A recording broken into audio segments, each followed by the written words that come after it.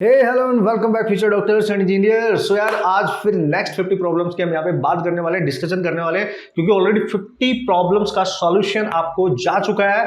Next 50 problem मतलब total 100 problem आपके पास हो जाएंगी और कल तक टुमारो नाइट तक आपको सारी कंप्लीट वीडियोस मिल जाएंगे। 200 प्रॉब्लम्स के सारे क्वेश्चंस आपको सॉल्यूशन के साथ मिल जाएंगे। बस आप उनकी प्रैक्टिस करना, बढ़िया तरीके से देखना किसमें क्या कॉन्सेप्ट यूज हो रहा है, किस टाइप की क्वेश्चंस पूछे जा सकते हैं, इसका आइडिया अब आपको लग जाना चाहिए। ओके, तो बात कर लेते हैं, आज का ये सेशन स्टार्ट कर लेते हैं। ओके, देखो क्वेश्चन 51 में अगर आपको कोई भी किसी भी तरीके का डाउट आता है, कहीं पे कंसेप्ट को समझ में नहीं आया तो पूछ लेना, ठीक है, उसमें बिल्कुल भी आपने हेजिटेट नहीं होना है। Okay, so question number first, what is that sir? A small object of uniform density rolls up a curved surface with an initial velocity v, ठीक है ना। और जिसने यहाँ पे पीडीएफ डाउनलोड नहीं करी है तो लिंक इसी डिस्क्रिप्शन में है, आप उसको देखें, उसको डाउनलोड करें तब इनको करें, क्योंकि मैं यहाँ जस्ट सॉल्यूशन करा रहा हूँ, क्वेश्चन नहीं लिख रहा हूँ, ठीक है ना। ओके, सो उसने बोला स्मॉल ऑब्जेक्ट है जिसकी यूनिफॉर्म डेंसिटी है, rolls of a curved surface with initial velocity v, ठीक है। कुछ इस तरीके की सिचुएशन है, देखो दिस इज द सिचुएशन, ठीक है। एक ऑब्जेक्ट है और वो रोलिंग कर रहा है, किसी वेलोसिटी के साथ ऊपर को जा रहा है, ठीक है, रोलिंग करते हुए ऊपर को जा रहा है। तो वो बोलता है कि ये जो है it reaches up to a maximum height of 3v²/4g, मतलब ये कहीं यहां तक पहुंच जाता है और इसकी जो मैक्सिमम हाइट यहां से दे रखी है वो दे रखी है 3v²/4g। सिंपल, इतनी मैक्सिमम हाइट तक ये ऊपर चला जाता है with respect to the initial position the object is, मतलब वो पूछ रहा है कि ये जो ऑब्जेक्ट है ना, मैं इसका नाम नहीं पता, so we have to find the name of the object. सीधी सी बात है, ठीक है। तो इस ऑब्जेक्ट का नाम क्या है, क्या ये रिंग है, क्या ये सॉलिड स्फीयर है, क्या ये होलो स्फीयर है, या फिर ये डिस्क है। कैसे करेंगे सर, ध्यान से समझना, जब भी ऐसा क्वेश्चन आएगा ना कि कोई बॉडी नीचे से ऊपर जा रही है, ऊपर से नीचे आ रही है, हमेशा एनर्जी कंजर्वेशन। अब देख लो कौन सी एनर्जी होल्ड कर रही है, क्योंकि उसने बोला रोलिंग कर रही है भाई, तो रोलिंग इस इनिशियल जो एनर्जी होगी इसके पास रोलिंग होगी, और फाइनल एनर्जी जो कि नीचे से ऊपर जा रहा है तो हाइट पे जा रहा है तो mgh होगी। सिंपल, एनर्जी कंजर्वेशन, इनिशियली क्या एनर्जी है और फाइनली उसको किस में कन्वर्ट कर रहा है, तो हाइट पे जाने में वो mgh में कन्वर्ट कर रहा है। और रोलिंग एनर्जी आप सबको पता है, हाफ mv² 1 + k²/r², यही लिखना है, इक्वल टू mgh की जगह यहाँ पे लिख सकते हो 3v²/4g आपको दे रखा है, ठीक है ना। अच्छा सर, हमें नाम कैसे पता चलेगा, k²/r² का ये वैल्यू निकाल लो, उसी से नाम पता चल जाएगा। कैसे, देखते जाओ, मास से मास कैंसिल, v² से v² कैंसिल, यहाँ बचा 1/2, ये कैंसिल, यहाँ 2 आएगा तो यहाँ बचेगा 1 + k²/r² equal to this is 3, ठीक है ना, 3 और g से g भी कैंसिल और बाई 2 बच गया, बस 3/2 बच गया, और ये 1 इधर लेके जाओ तो k²/r² आ गया आपके पास 3/2 - 1, दैट इज 1/2। याद करो ये जो रेशियो होता है k²/r², रेडियस ऑफ जायरेशन और radius of that particular object, ये 1/2 आया है ना। ये कैसे पता चलेगा आपको, याद करो moment of inertia of disc क्या होता है, दैट इज 1/2 mr²। तो mr² का जो कोफिशिएंट होता है ना वही होता है k²/r²। या तो ये डिस्क है या फिर ये सॉलिड सिलेंडर है, ऑप्शन चेक कर लो क्या दे रखा है, ठीक है, या तो डिस्क है या सॉलिड सिलेंडर है, तो उसने डिस्क दे रखा है, D option is correct. Ring भी नहीं है, सॉलिड स्फीयर नहीं है, होलो स्फीयर भी नहीं है। तो कंसेप्ट देखा आपने, बेहतरीन क्वेश्चन है आपके एग्जाम के वास्ते। क्वेश्चन नंबर 51 उड़ा डालेंगे अब, ठीक है, कॉन्सेप्ट भी सीख लिया। क्वेश्चन नंबर 52 की तरफ चलते हैं। क्वेश्चन नंबर 52 में क्या बोला है, इजी है यार, देखो इस टाइप के क्वेश्चन काफी आते हैं हमारे एग्जामिनेशन में, मेंस और जेईई में दोनों में ही पूछे जाते हैं। उसने बोला if the what is that, if the change in the value of g at a height h above the surface of earth is the same as that of depth, है ना। मतलब वो बोल रहा है कि अर्थ की अगर बात करें तो ये सेंटर है, अगर इससे बाहर किसी हाइट पे g की वैल्यू ले, किसी हाइट पे, और इसके अंदर किसी डेप्थ पे d डिस्टेंस नीचे यहां पे g की वैल्यू ले, तो अगर वो सेम है, ठीक है, वो बोल रहा है अगर वो सेम है when both d and h are much smaller than the radius of earth then, तो बताओ d में यानी डेप्थ में और हाइट में क्या रिलेशन होगा। तो भाई क्या बात कर रहे हो, देखो gh height equal to g at d दे रखा है आपको, तो हाइट पे g क्या होता है, जब हाइट और depth both very very less than to radius, जब ये कंडीशन हो तो आप सबको पता है, इसको आप लिख सकते हो g at surface 1 minus 2h upon R, सबको पता होगा। और डेप्थ पे जी होता था g at surface 1 minus D by are.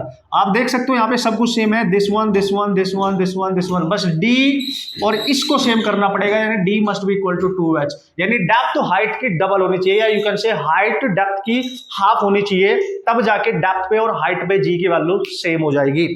Important, ठीक है। ओके, क्वेश्चन नंबर 53 की बात कर लेते हैं। वो क्या है सर?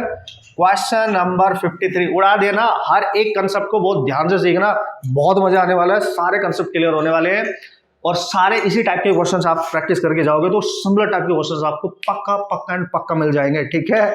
फॉर्मूला याद रखना सारे कंसेप्चुअली, ठीक है। अब बोला उसने VE and VP denotes the escape velocity from the earth and another planet. Okay, suppose करो उसने बोला वीई ये एस्केप वेलोसिटी फ्रॉम अर्थ है, ये अर्थ से है, और वीपी किसी अदर प्लैनेट से है, ठीक है सर, ठीक है ना।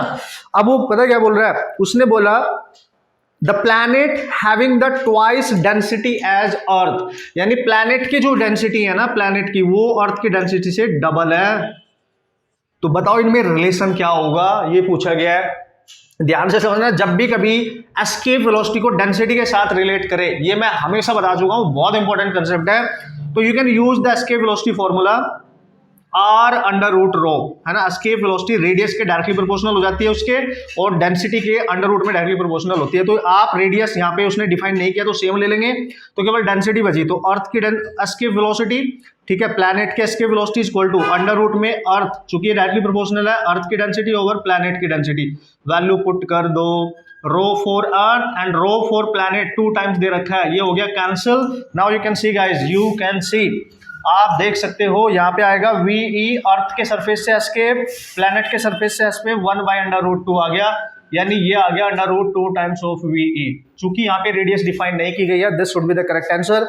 और यहाँ पे ऑप्शंस में ना आपको वैल्यू नहीं दे रखी है, सो आप इसको करेक्ट कर लेंगे, रूट 2 टाइम्स ऑफ वीई होगा प्लैनेट के सरफेस से एस्केप वेलोसिटी।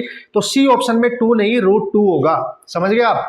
सी ऑप्शन में 2 नहीं रूट 2 होगा, इस बात को ख्याल रखें, इसका ध्यान रखें। इंपॉर्टेंट क्वेश्चन नंबर 53, आपको मेरी बात समझ में आ रही है? नेक्स्ट क्वेश्चन और भी मस्त क्वेश्चन है भाई। क्वेश्चन नंबर 54 क्या बोला है सर? पढ़ लो, आप भी पढ़ लेता हूं मैं भी।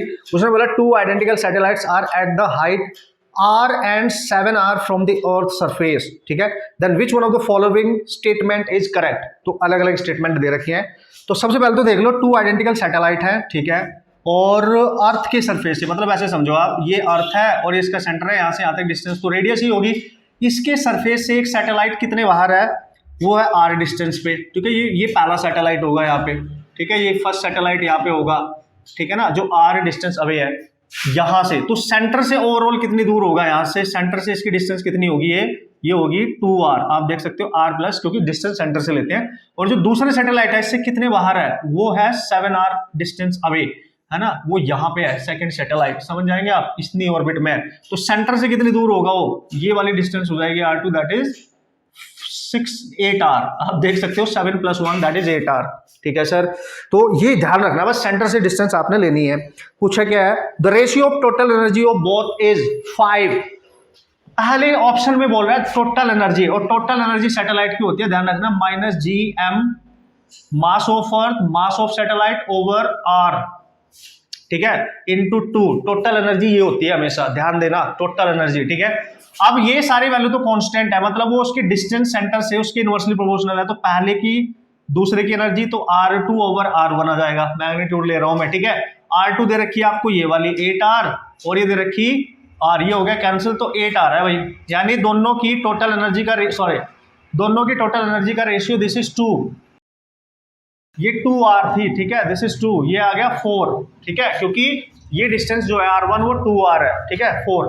तो ये जो टोटल एनर्जी का रेशियो आ रहा है वो 4 आ रहा है, ठीक है ना, 4 आ रहा है। ऑप्शन में है the ratio of total energy is 5, correct, ये करेक्ट नहीं है, ये गलत है भाई, ठीक है।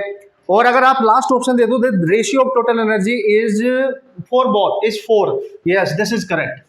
बट इसमें कुछ और ऑप्शंस भी है जिसमें बोला है रेशियो ऑफ काइनेटिक एनर्जी। देखो ध्यान से समझो, जो काइनेटिक एनर्जी होती है ना सैटेलाइट की, वो टोटल एनर्जी के मैग्नीट्यूड के इक्वली होती है, मतलब इसका रेशियो भी 4 ही आएगा, ठीक है जी। बस ये नेगेटिव होती है और ये पॉजिटिव होती है, मतलब जो ऑप्शन आपका बी है वो भी करेक्ट नहीं है, उसमें 6 दे रखा है, ठीक है, वो भी करेक्ट नहीं है। ऑप्शन सी में आ जाओ तो रेशियो पोटेंशियल एनर्जी, उत्तरी सैटेलाइट की जो पोटेंशियल एनर्जी होती है ना, जब भी पोटेंशियल एनर्जी की बात करें तो -G/m/r होता है केवल यहाँ पे डिस्टेंस।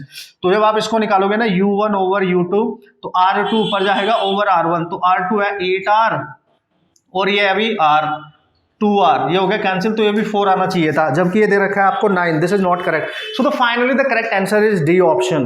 ओके, है कि नहीं? तो सारे फॉर्मूले यूज करा लिए उसने, total energy, kinetic energy, potential energy, सबका फंडा आपको क्लियर हो गया।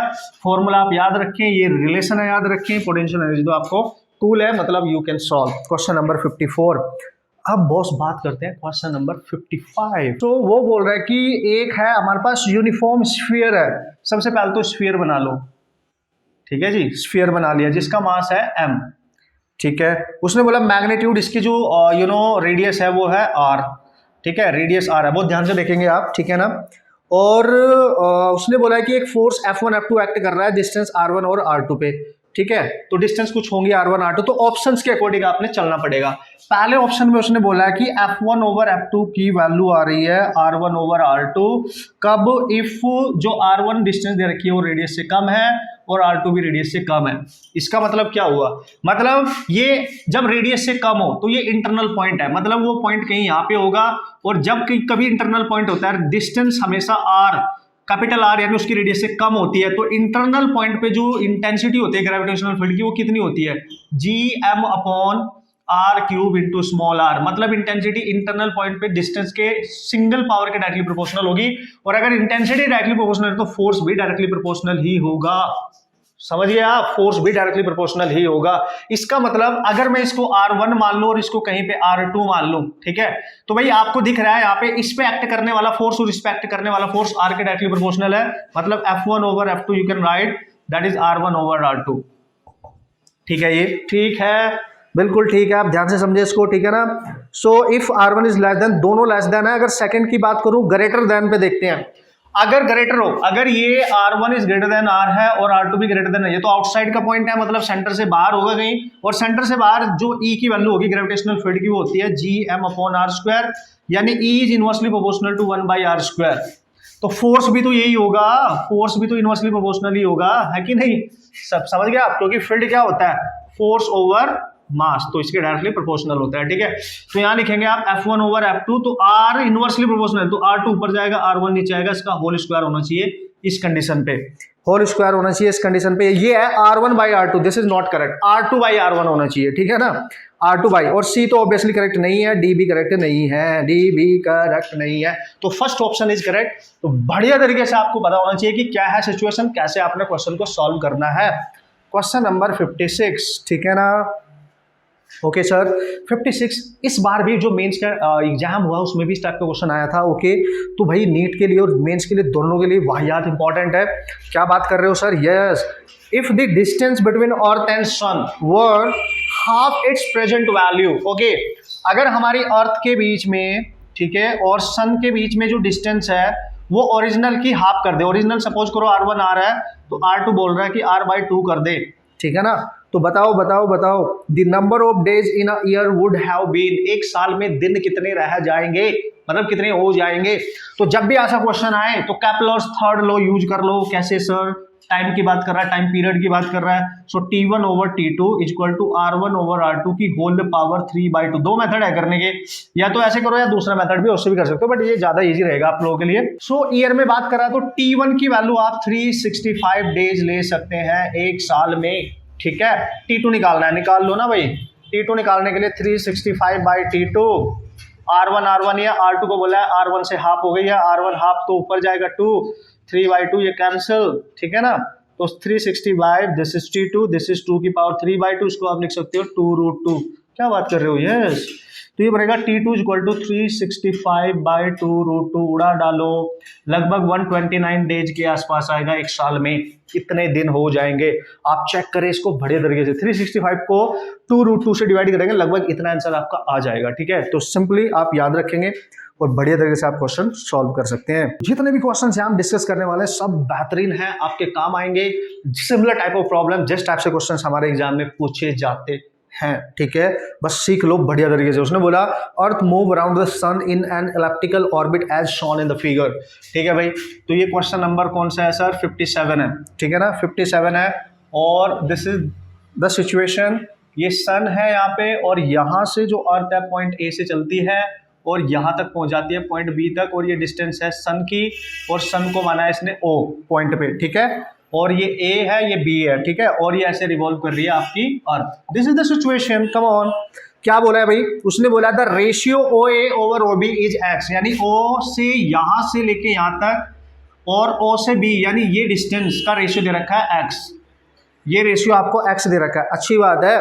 उसने बोला the ratio of speed of earth at B to that at A, जब अर्थ यहाँ पे थी तो उसकी स्पीड वी ए होगी, यहाँ पे है तो उसकी स्पीड वी बी होगी। तो आपसे पूछ रहा है जब बी पे है और ए पे है दोनों का रेशियो निकालो। भाई बढ़िया क्वेश्चन है कि नहीं? बेसिक कंसेप्ट पे डिपेंडेंट प्रॉब्लम है, कैसे करेंगे?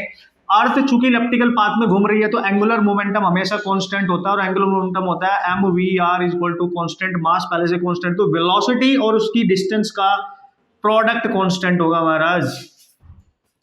उड़ा देंगे कि नहीं? क्या बात कर रहे हो, ठीक है। तो ए पे निकालो, ए पे वेलोसिटी, ए पे डिस्टेंस, ठीक है, इज इक्वल टू बी पे वेलोसिटी, बी पे डिस्टेंस, ठीक है सर। ए पे वेलोसिटी वी ए और आर ए, सन से डिस्टेंस ये रही ओ से ए, ओ से A is equal to V B into R B, मतलब सन से ये वाले डिस्टेंस ओ से बी, ठीक है जी।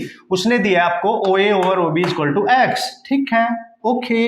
सो ओ बी को इधर को, वी ए को इधर को लेके आओ, इसको इधर को लेके आओ, ठीक है। तो आप ऐसे लिख सकते हो V B over V A, और ये वैल्यू आपको दे रखी है एक्स। तो रेशियो पूछा था V B over V A का, that is X, this should be the answer, ठीक है ना।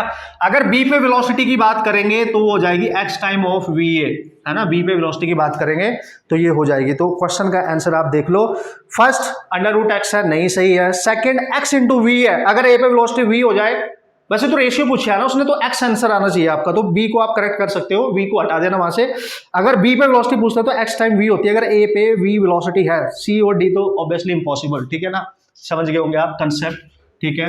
क्वेश्चन नंबर 58, चलो भाई उड़ाते हैं, मिल के उड़ाते हैं, एक्चुअली मिल के, ठीक है।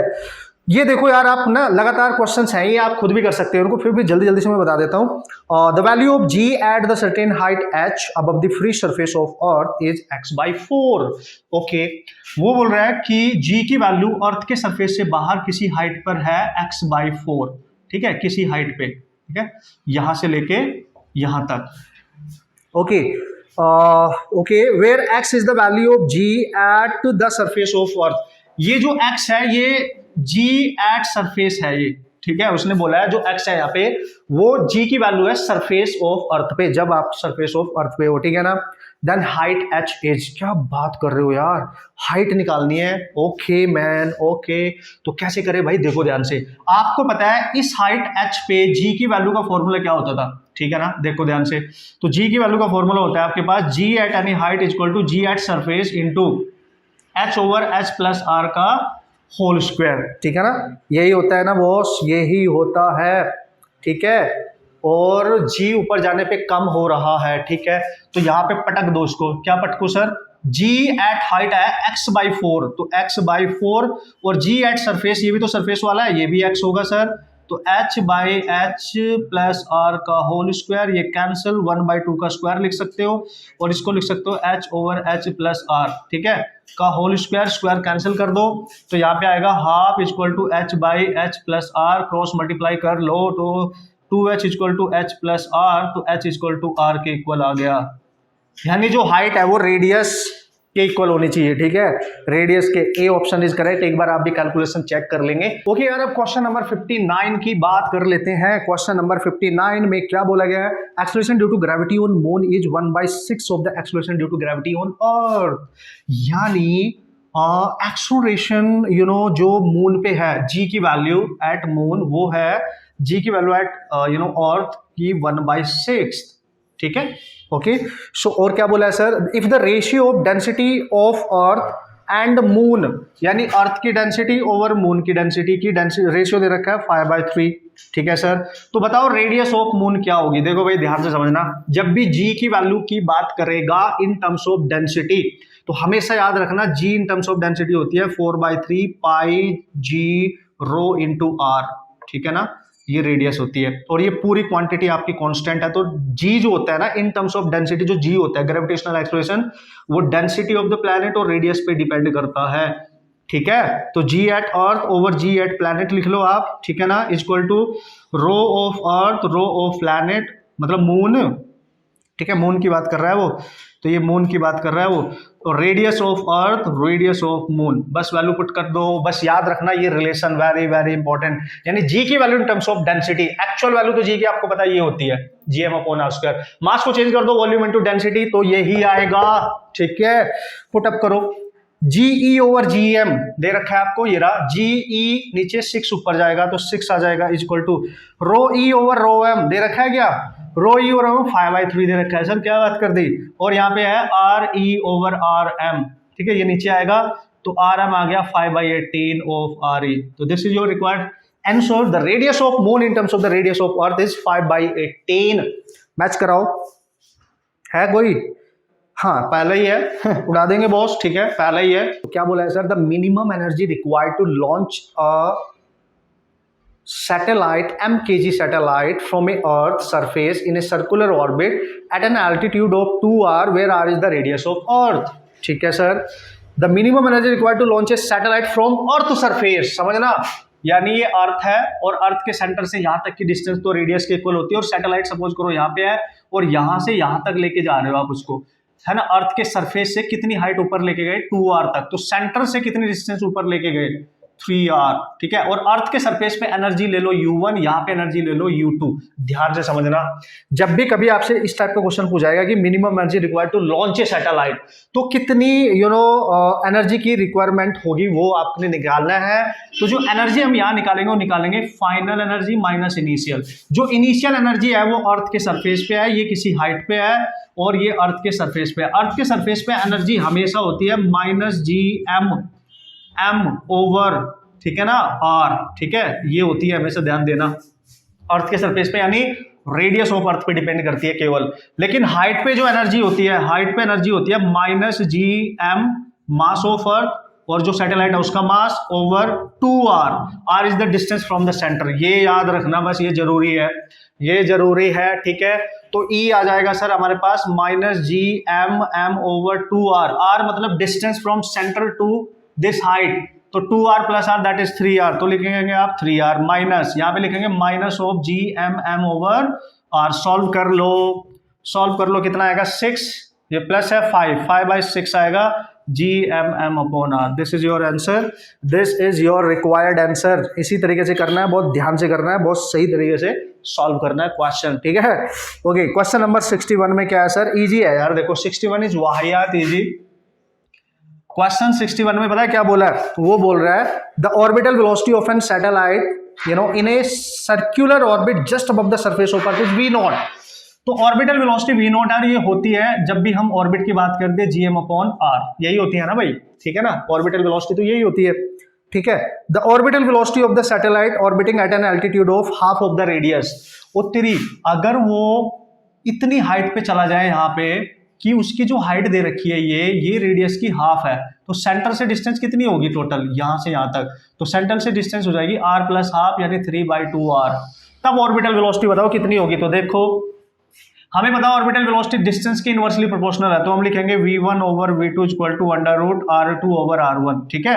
v1 दे रखी है आपको v0, v2 निकालनी है, और r2 दे रखी है 3/2, ठीक है, 3/2r, और r1 ऑलरेडी है r, कैंसिल। तो दोस्तों आ गया v2 इक्वल टू, ठीक है, √2/3 into v0, √2/3 into v0, correct answer C, ठीक है, ऐसे कर सकते हो, है ना। तो आपको ना फॉर्मूले के साथ साथ कंसेप्ट कैसे अप्लाई करना है ये भी आना चाहिए, समझ पा रहे होंगे आप कितने इंपॉर्टेंट एक्सप्रेशन, कितने इंपॉर्टेंट है फॉर्मूलाज, कितने इंपॉर्टेंट हमारी प्रैक्टिस और उनको अप्लाई करने का तरीका, समझ गए। सो क्वेश्चन नंबर 62 की बात कर लेते हैं, इसमें क्या बोला गया, ठीक है ना। उसने बोला wire of length L and radius R is rigidly fixed at one and, ठीक है sir. On stretching the other end of the wire with the force F, the increase in its length is L. If the other wire of same material but of length 2L, radius 2R is stretched with the force of 2F, increase in length बताना है। Situation बना रहा हूँ, situation ये रही, पहला एक wire है सर, ठीक है ना, एक वायर है, इसकी ओरिजिनल लेंथ दे रखी है आपको L और इसकी रेडियस दे रखी है R, और stretching the other end of the wire with the force F, इसको स्ट्रेच किया जा रहा है फोर्स F लगा के, इनिशियल फोर्स F है और इसमें कुछ ना कुछ इंक्रीज हो गया होगा लेंथ का, ठीक है ना, वो लेंथ का इंक्रीजमेंट दे रखा है स्मॉल l, ठीक है ना। एक वायर और है, उसने बोला इसका यंग मॉडुलस y है और सेम मटेरियल का दूसरा वायर और है, उस पर एक फोर्स लगाया गया 2F, यानी नेक्स्ट फोर्स दे दिया, तो उसमें जो चेंज इन लेंथ हुआ होगा L2 वो बताओ, ठीक है, लेंथ सेम ही है, नहीं 2L है और रेडियस 2R है, ठीक है जी, तो ये लेंथ L2 इनिशियल, ये इसकी रेडियस होगी, सेम मटेरियल है तो y सेम होगा, यंग मॉडुलस सेम होगा। तो यार सर ऐसा क्वेश्चन कैसे करते हैं भाई, ये क्वेश्चन है मैंने आपको टॉप 5 टॉप 10 न्यूमेरिकल प्रॉब्लम्स में भी कराए थे। अब देखो, जब भी कभी फोर्स अप्लाई करके लेंथ को चेंज करें, और यंग मॉडुलस का केस है ये, लीनियर डायमेंशन चेंज हो रही है, तो भाई हमेशा याद रखना y1 ओवर y2, पहले का यंग मॉडुलस दूसरे का यंग मॉडुलस, ये फॉर्मूला वेरी इंपॉर्टेंट, ठीक है सर, f1 ओवर f2, ठीक है ना, L1 ओवर L2, ठीक है, R2 ओवर R1 लेना है, R2 ऊपर जाएगी R1 नीचे, और delta L2 over delta L1, यानी change in length of second wire, change in length, यानी ये इनवर्सली होते हैं, बस ये ध्यान रखना, और ये डायरेक्ट होते हैं, ठीक है। तो देखो उसने बोला सेम मटेरियल है, तो ये तो कैंसिल हो गया 1, पहला फोर्स है F, दूसरा फोर्स है 2F, जस्ट पुट करो हो गया, पहली लेंथ है L, ये है 2L, दूसरी रेडियस है 2R, नीचे वाली है R, ठीक है, डेल्टा L2 तो निकालना है और इनिशियल की एक्सटेंशन दे रखा है L, खत्म कहानी महाराज, खत्म, ये कैंसिल, ये कैंसिल, ये कैंसिल, ठीक है ना। तो 1 इज इक्वल टू 1/4, और यहाँ पे 2 का स्क्वायर, ये भी 4 into delta L2 over L, ये भी कैंसिल, तो आपको दिख रहा है डेल्टा L2 भी L ही होगा, मतलब सेकंड वायर में भी एक्सटेंशन सेम होगा, L होगा, L होगा, समझ गए, है भाई कोई सेम फर्स्ट आंसर, ठीक है ना, फर्स्ट आंसर आ गया आपके पास, चलो सर सही, ठीक है। तो सबसे इंपॉर्टेंट क्या है, this expression, okay. So question number 63 पे चलते हैं, उसने बोला mass and length of a wire of mass m and length L respectively, the density of material of wire is D, on applying the force F on a wire the increase in length is L, then the Young modulus of the material of the wire। जब भी young modulus पूछे ना, जब भी young modulus पूछे, question number कौन सा है 63, तो आप हमेशा लिखेंगे स्ट्रेस ओवर स्ट्रेन, ठीक है जी। तो स्ट्रेस को कैसे लिखेंगे, फोर्स ओवर एरिया, स्ट्रेन को क्या लिख सकते हो आप, change in length over original length, ठीक है सर, तो इसको लिखोगे F, L ऊपर जाएगा तो L हो जाएगा सर, नीचे आएगा एरिया इंटू डेल्टा L, ठीक है। अब वो पता क्या बोल रहा है, उसने डेंसिटी के टर्म्स में आंसर कराना है, तो पता क्या करो, आंसर डेंसिटी में बनाना चाहते हो तो वॉल्यूम बना दो, मतलब मास लाना पड़ेगा, तो L से ओरिजिनली ऊपर मल्टीप्लाई कर दो, L से नीचे, तो एरिया इंटू इट्स लेंथ, ये बन गया वॉल्यूम ऑफ द वायर, तो आप लिख सकते हो F into L square over, और डेल्टा L आपको स्मॉल l दे रखा है, चेंज इन लेंथ एक्सटेंशन, और वॉल्यूम को लिख सकते हो आप मास ओवर डेंसिटी, और डेंसिटी दे रखी है D, हो गया आंसर, D ऊपर जाएगा F D L square over M into L, this is your answer. Just adjustment करो, जस्ट सिंप्लीफाई करो, हो जाएगा, समझ गए आप, हो जाएगा, ठीक है। तो कन्वर्जन करना आपको आना चाहिए आपके अकॉर्डिंग बेहतरीन तरीके से, ठीक है। ओके भाई, सो एक और इंपॉर्टेंट एंड बेहतरीन कंसेप्ट पे डिपेंडेंट क्वेश्चन है, 2 बार लगातार ये हमारे एग्जाम में पूछा जा चुका है, मेंस के एग्जाम में खासकर आ चुका है, तो नीट और मेंस फिर से दोनों आपके लिए ये काफी इंपॉर्टेंट होने वाला है, ठीक है ना। तो कंसेप्ट पता होना चाहिए, क्या है sir, when the tension in the metal wire is T1, है ना, इट्स लेंथ इज L1, ठीक है, ध्यान से समझना, लैंग्वेज को समझो। उसने बोला है कोई मेटल वायर होगा, ओरिजिनली ऐसे होगा, कोई फोर्स नहीं लग रहा, जो भी लेंथ होगी उसकी होगी L, ओरिजिनल लेंथ, ठीक है, कोई फोर्स अभी यहाँ पे नहीं लग रहा है। वो बोल रहा है कि इस पे अगर हम फोर्स अप्लाई कर दें, कोई फोर्स इस पे अप्लाई किया हमने नीचे को, तो उसमें जो टेंशन क्रिएट हो रहा है वो T1 है, उसकी वजह से इसकी जो लेंथ हो गई है, ठीक है, वो हो गई है L1। फिर क्या बोला, फिर अगर उस पर जो टेंशन एक्ट कर रहा है, उस पर अब जो टेंशन एक्ट कर रहा है किसी फोर्स की वजह से, उसकी जो लेंथ हो गई है चेंज होगी, वो हो गई है L2, ठीक है। तो आपसे पूछ रहा है, बताओ उसकी ओरिजिनल लेंथ क्या थी, नेचुरल लेंथ क्या थी उसकी, समझना। यंग मॉडुलस क्या बोलता है sir, force over force into length, ठीक है, क्योंकि लेंथ नीचे से ऊपर जाएगी, मैं लिख देता हूँ force over area delta L upon L, यही होता है ना। तो ये आएगा F into L over area into delta L, तो डेल्टा L निकाल लो आप यहाँ से, डेल्टा L आएगा सर आपके पास, और फोर्स का काम कर रहा है यहाँ पे टेंशन, तो डेल्टा L आ जाएगा आपके पास TL over area into young modulus, ये आ गया। तो इसको क्या लिख सकते हो आप, जब उस पर टेंशन T1 था तो उसकी लेंथ L1 हो गई थी, तो उसमें जो एक्सटेंशन हुआ होगा डेल्टा L1 हुआ होगा। डेल्टा L1 को आप लिख सकते हो this length minus original length, change ही तो होता है। और यहां पे इसका जो चेंज हुआ होगा लेंथ में वो होगा L2 माइनस L, समझ गए।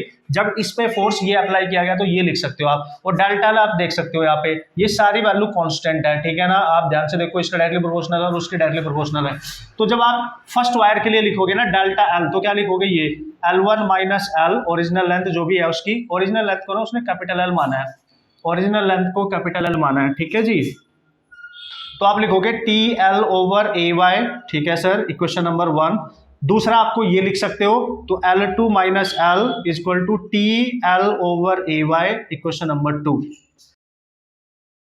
और यहां पे टेंशन है T1, तो ये टेंशन है T2। डिवाइड कर दो बॉस, तो L1 minus L over L2 minus L, divide करोगे तो सब कैंसिल हो जाएगा, T1 बचेगा और T2 बचेगा। हमें L निकालना है, क्रॉस मल्टीप्लाई कर लो यार, क्रॉस मल्टीप्लाई कर दो तो L की जो वैल्यू आएगी, देखो जब इसमें मल्टीप्लाई करोगे तो L1 T2 minus L T2 is equal to T1 के इसमें मल्टीप्लाई करोगे L2 T1 minus L T1, ठीक है जी।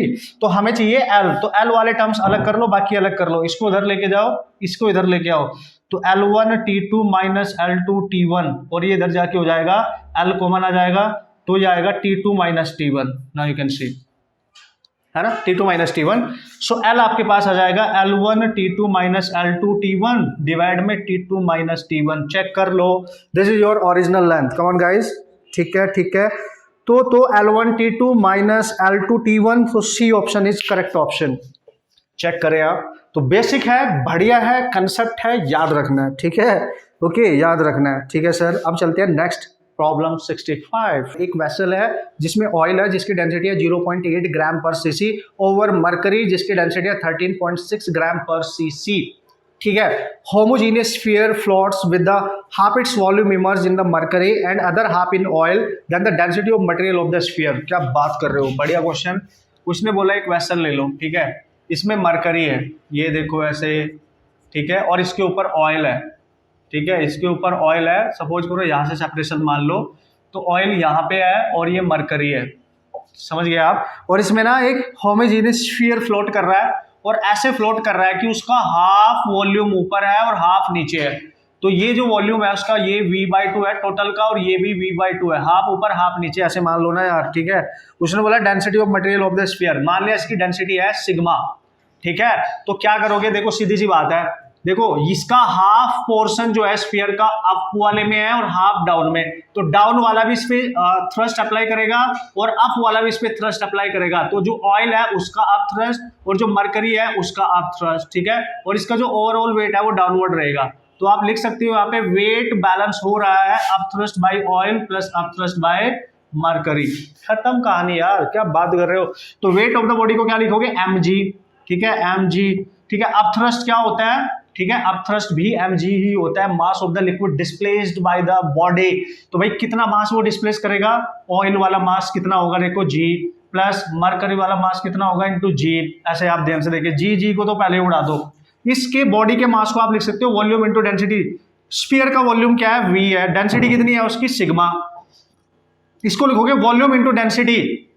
ऑयल वाला, ऑयल में वॉल्यूम कितना है, V/2, डेंसिटी कितनी है ऑयल की, चेक कर लेते हैं ना, डेंसिटी कितनी है 0.8, ठीक है, प्लस ये क्या है सर, ये है आपके पास मरकरी में भी वॉल्यूम स्फीयर का हाफ ही है और डेंसिटी है 13.6। आप देख सकते हो V कैंसिल, तो यह आ गया आपका 0.4 प्लस 6 इंटू 8, तो सिग्मा आ जाएगा 7.2। दिस इज योर डेंसिटी ग्राम पर सीसी, ग्राम पर CC.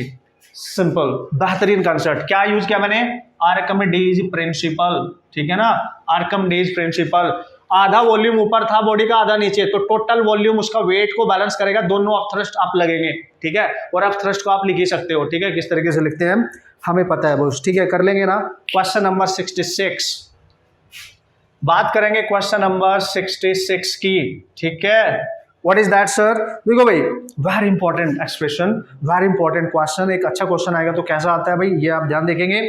A vertical U tube of uniform cross section contains mercury in both side of its arms as shown in the figure, ठीक है, ऐसे कुछ है situation, this is the situation, okay. This is the situation. Okay sir, so यहाँ पे उसने liquid कुछ fill कर रखा है इसमें, है ना, आप ध्यान से देखेंगे, और इस साइड में एक लिक्विड यहाँ पे है यहाँ तक, ठीक है, फिर कुछ और लिक्विड है यहाँ तक, ठीक है, ओके ओके ओके। और क्या क्या दे रखा है, ये ग्लिसरीन है 10 सेंटीमीटर, यहाँ से यहाँ तक है 10 सेंटीमीटर, और ये ग्लिसरीन है भाई, ठीक है, ग्लिसरीन, ठीक है, ओके सर। और नीचे ये सब मरकरी है, इधर इसके नीचे सब मरकरी है,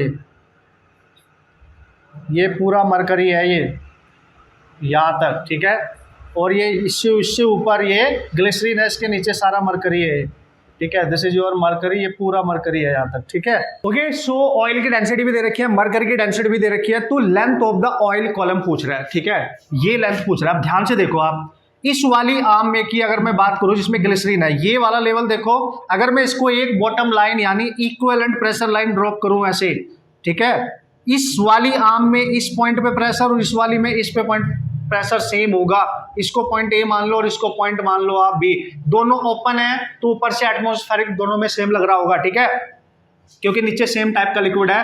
तो यहां पे हम निकालेंगे pressure at A equal to pressure at B, तो जब ए पे प्रेशर निकालोगे, ये एटमॉस्फेरिक कंडीशन में है, ओपन है, तो यहां से एटमॉस्फेरिक प्रेशर होगा पी नॉट, और चूंकि इसमें एक ग्लिसरीन भरा गया है 10 सेंटीमीटर तक, तो उसकी वजह से जो प्रेशर होगा रो जी एच, तो rho of glycerin into G into H दे रखा है आपको 10, हो गया, बस इतना ही है, क्योंकि इसी पे निकालना था नेट प्रेशर, इसके ऊपर जो लिक्विड है और जो एटमॉस्फेरिक प्रेशर है वही होगा ना, बी पे देख लो, बी के ऊपर ये वाला लिक्विड भी है यहाँ पे, ये वाला इतना, ये वाली मरकरी, तो मरकरी ये पूरा 10 है, देखो यहाँ से यहाँ तक 10 है, ये एल है, तो ये बचेगा 10 माइनस एल, तो यहाँ पे मरकरी की डेंसिटी यानी density of mercury rho ji h लेंगे ना इसका, रो जी एच, तो मरकरी की density g into h, h है इसका 10 माइनस एल, ठीक है, प्लस ऑयल वाला देखो, ऑयल की density g into h, h of oil that is L, और ऊपर से एटमॉस्फेरिक प्रेशर भी है, ये हो गया कैंसिल, और आपको ना बस ये लिखना आना चाहिए क्वेश्चन, बाकी आप सॉल्व कर लेंगे, पुटअप कर देंगे, जी सब में से कॉमन आके कैंसिल हो जाएगा, रो जी इंटू 10 आया, यहाँ पे rho H G into 10 minus L आया, और यहाँ पे रो नॉट इंटू एल आया, एल निकालना है भाई, इसकी वैल्यू पुट करो, इसकी वैल्यू पुट करो, इसकी वैल्यू पुट करो, सब कुछ दे रखा है, गिवन है सब कुछ, put the values, solve the problem, हो जाएगा, मिल जाएगा आंसर, ठीक है, सॉल्व करके बताना मेरे को। बस ये मेन था कि आप इक्वल प्रेशर लाइन कहाँ पे ड्रॉप करेंगे, क्योंकि उसके नीचे सेम टाइप का लिक्विड है, आप यहाँ पे आराम से बना सकते हो, क्योंकि हाइट भी आपको यहीं तक गिवन थी, ठीक है। लेफ्ट आर्म और राइट आर्म में यहाँ पे नेट प्रेशर, यहाँ पे नेट प्रेशर सेम होगा, क्योंकि इस लाइन पे नेट प्रेशर पास्कल लॉ के अकॉर्डिंग सेम होगा, समझ गए आप, सेम होगा, ओके। अब हम बात करेंगे क्वेश्चन नंबर 67, देखो क्वेश्चन नंबर 67, बेहतरीन प्रॉब्लम, क्या बोला, the surface energy of liquid drop is E, एक लिक्विड ड्रॉप है आपके पास, ठीक है, उसकी जो सरफेस एनर्जी है वो ई दे रखी है, ठीक है sir, it is spread into यानी स्प्लिट्स इनटू 1000 इक्वल ड्रॉपलेट्स, मतलब ये जो ड्रॉप है बड़ी वाली छोटी छोटी बहुत सारी ड्रॉप्स में कन्वर्ट हो जाती है, स्प्लिट्स हो जाती है, ठीक है ना, और 1000 नंबर ऑफ ड्रॉप्स में ये स्प्लिट्स हो जाती है, यानी नंबर ऑफ ड्रॉप्स यहाँ पे आपको दे रखी है 1000, समझ गए आप, इसमें स्प्लिट हो जाती है, तो बताओ उनकी सरफेस एनर्जी क्या होगी, इन सब की सरफेस, क्योंकि स्मॉल बन गई, तो ध्यान रखना, डायरेक्ट बता रहा हूं, जो स्मॉल वाली है उनकी surface energy equal to n की पावर 1/3 इंटू जो बिगर ड्रॉप है, बिगर ड्रॉप उसकी सरफेस एनर्जी, इससे आप डायरेक्ट निकाल सकते हैं, याद रखना इस टाइप के सिचुएशन को ऐसे ही करना है, 1000 दे रखा है n और इसकी पावर 1/3 और सरफेस एनर्जी दे रखी है E बड़ी वाली की, तो स्मॉलर वाली क्या आ जाएगी, इसको लिख सकते हो 10 की पावर 3 1/3 इंटू ई, 3 कैंसिल, तो 10 टाइम्स ऑफ ई आएगा, ओरिजिनल बड़ी ड्रॉप से 10 टाइम्स ज्यादा होगी सरफेस एनर्जी जब वो 1000 स्मॉल ड्रॉप में स्प्लिट हो जाएगी। तो गाइस, बात करेंगे अब क्वेश्चन नंबर 68 की, ओके, तो फाइनली हम धीरे धीरे अपने टारगेट की तरफ बढ़ रहे हैं, ओके, देख लेते हैं क्वेश्चन नंबर 68 में क्या है। उसने बोले spherical ball falls through a viscous medium with terminal velocity v, यानी this is the question of the concept of terminal velocity, okay, if the ball is replaced by another ball of the same mass but half the radius, है ना, then the terminal velocity will be, ठीक है, आपको पता है terminal velocity जो होती है वो होती थी 2/9 ईटा GR² rho minus sigma, densities का डिफरेंस है ईटा विस्कोसिटी कोफिशिएंट है, जी तो आपको पता ही है। यानी आप देख सकते हो यहाँ पे टर्मिनल वेलोसिटी रेडियस के स्क्वायर के डायरेक्टली प्रोपोर्शनल है। पहली बात तो ये याद रखो, ठीक है।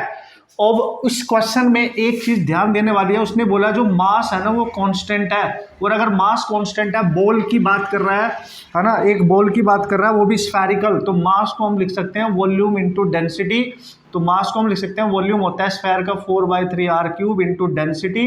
आप ध्यान से देखें तो सर ये क्या कह रहे हो आप, ये कांस्टेंट हो गया, ये कांस्टेंट हो गया, यानी जो डेंसिटी है यहाँ पे बॉल की वो क्या बन गई, यहाँ पे आप देख सकते हो इनवर्सली प्रोपोर्शनल टू r³, ठीक है, इनवर्सली प्रोपोर्शनल टू r³। जो बॉल है उसकी जो डेंसिटी है वो इनवर्सली प्रोपोर्शनल टू r³ बन चुकी है, ठीक है।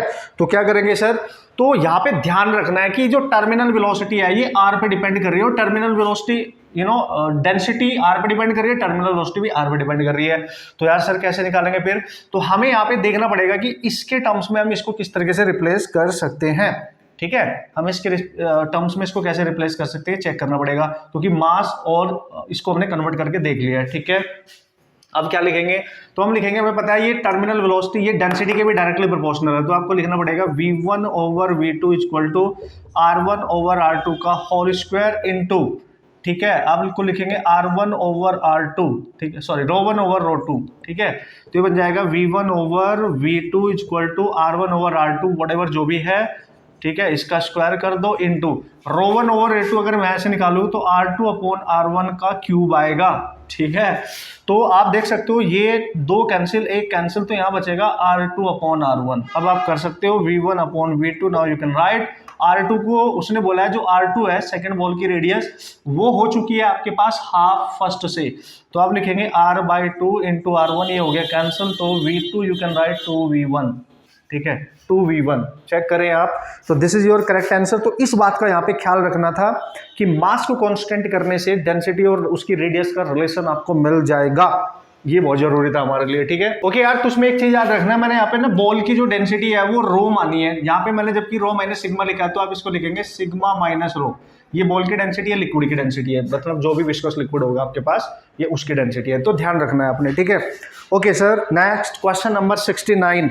क्वेश्चन नंबर 69, इस टाइप के क्वेश्चन हम काफी प्रैक्टिस कर चुके हैं, फिर भी एक क्वेश्चन मैं आपको करा के दिखा सकता हूँ न्यूटन्स लॉ ऑफ कूलिंग पर। ओके, सो क्वेश्चन नंबर 69 को जल्दी से पढ़ लो, जैसे पढ़ोगे वैसे इक्वेशन बना लो, तरीका हमें पता है कि कैसे सॉल्व करना है। उसने बोला hot water cools from 60 degree celsius to 50 degree celsius in first 10 minutes. यानी कोई हॉट वाटर है और हॉट वाटर का जो इनिशियल टेम्परेचर 60 है और ये 50 डिग्री सेल्सियस होता है, ऐसा होने में जो टाइम लग रहा है उसको 10 मिनट का टाइम लग रहा है, ठीक है ना। इक्वेशन एक यहाँ से बन जाएगी, फिर वो 42 डिग्री सेल्सियस होता है नेक्स्ट 10 मिनट में, यानी यहाँ से जब आगे वो चला गया तो 42 डिग्री सेल्सियस हो गया, फिर से टाइम लिया उसने 10 मिनट्स, ठीक है। तो जब भी कभी इस तरीके का टेम्परेचर वेरिएशन आपको दिया होगा, समझ जाना है न्यूटन्स लॉ ऑफ कूलिंग का ही क्वेश्चन है। टेम्परेचर ऑफ द सराउंडिंग पूछा है, मतलब जिस सराउंडिंग में ये पूरा प्रोसेस चल रहा है टेम्परेचर ऑफ सराउंडिंग निकालना है। T0 से डिनोट करते हैं, पहले इसके लिए इक्वेशन बताओ कैसे sir, T1 minus T2 over T, ठीक है, initial time equal to K constant होता है यहाँ पे, T1 प्लस T2 उनका एवरेज ले लो माइनस सराउंडिंग टेम्परेचर। पहले इन दो टेम्परेचर के लिए अप्लाई करो, सबको याद आ गया होगा, ठीक है। T1 मतलब हाई माइनस लो, यानी 10 बचेगा और 10 equal to K, T1 plus T2 60 plus यानी 110/2 माइनस T0। तो आप देख सकते हो यहाँ पे 1 इक्वल टू K और यहाँ पे आ गया 55 माइनस T0। T0 आपने निकालना है, इसको मान लो इक्वेशन फर्स्ट, क्लियर। अब इसके लिए अप्लाई करो, इसको T1 मान लेना, इसको T2 मान लेना, तो T1 minus T2 over T2 के T1 plus T2 over 2 minus T0। Easy है यार, बस आपको फॉर्मूला याद होना चाहिए, थोड़ी सी कैलकुलेशन करनी आनी चाहिए। T1 माइनस T2, इसमें से इसको सब्ट्रैक्ट करोगे 8 आएगा 10 आएगा, K इंटू यहाँ पे 50 प्लस 42 92/2 आएगा, है ना, यही आना चाहिए, ठीक है, यही आना चाहिए बॉस। ये कैंसिल हो जाएगा, ठीक है, 4/5 आएगा इक्वल टू K और यहाँ पे आएगा 2 चौक 8 6, है ना, ये आ जाएगा। क्वेश्चन नंबर 2 है। अब हमें T0 चाहिए, सराउंडिंग टेम्परेचर कैलकुलेट करना है, तो पता है क्या करना है, फर्स्ट इक्वेशन को सेकंड से डिवाइड कर दो, इसको इससे डिवाइड करो। जब इसको डिवाइड करेंगे आप तो यहाँ लिखेंगे 4/5, ठीक है, 4/5 उधर लिखेंगे K 46 माइनस T0, कैंसिल करना, 5 ऊपर जाएगा तो ये आ जाएगा 5/4 equal to 55 minus T nought over 46 minus T nought. Cross multiply कर लेना, ठीक है। क्रॉस मल्टीप्लाई करके क्या आएगा, इसका इसमें multiplication 46 minus T nought equal to 4 का इसमें 4 into 55 minus 4 T nought. Hope so आप इसको आगे सॉल्व कर लेंगे, ठीक है। होप सो इसको आगे आप सॉल्व कर लेंगे और मेरे को बता देंगे आंसर कितना आ रहा है। आंसर की आप सबके पास है, ठीक है ना। आंसर की है भाई, बता दिया यार, देखो कैसे करना है। इतनी कैलकुलेशन तो आप भी करेंगे ना यार, आप ही नहीं करनी है बाय द वे, एग्जाम में तो आप ही नहीं करनी है, ठीक है। क्वेश्चन नंबर 70 की बात कर लेते हैं। देखो भाई, क्वेश्चन नंबर 70 में क्या है, ये बेसिक कंसेप्ट है। लास्ट जो मैंने वीडियो कराई थी टॉप 50 प्रॉब्लम +1 फिजिक्स से, उसमें 20 टाइप का क्वेश्चन था। जब भी हिटिंग का क्वेश्चन आएगा कि एक cylindrical metal rod of length L0 is shaped into a ring and small gap as shown in the figure on heating the system is, मतलब एक तरीके से गैप इस तरीके से आपको दे रखा है। तो ये जो गैप है ये, और इसकी जो थिकनेस है वो, ठीक है, और इसकी जो रेडियस है वो, ये गैप कुछ दे रखा है उसने, कितना x, रेडियस दे रखी है r, और इसकी जो d है ये थिकनेस ये दे रखी है d।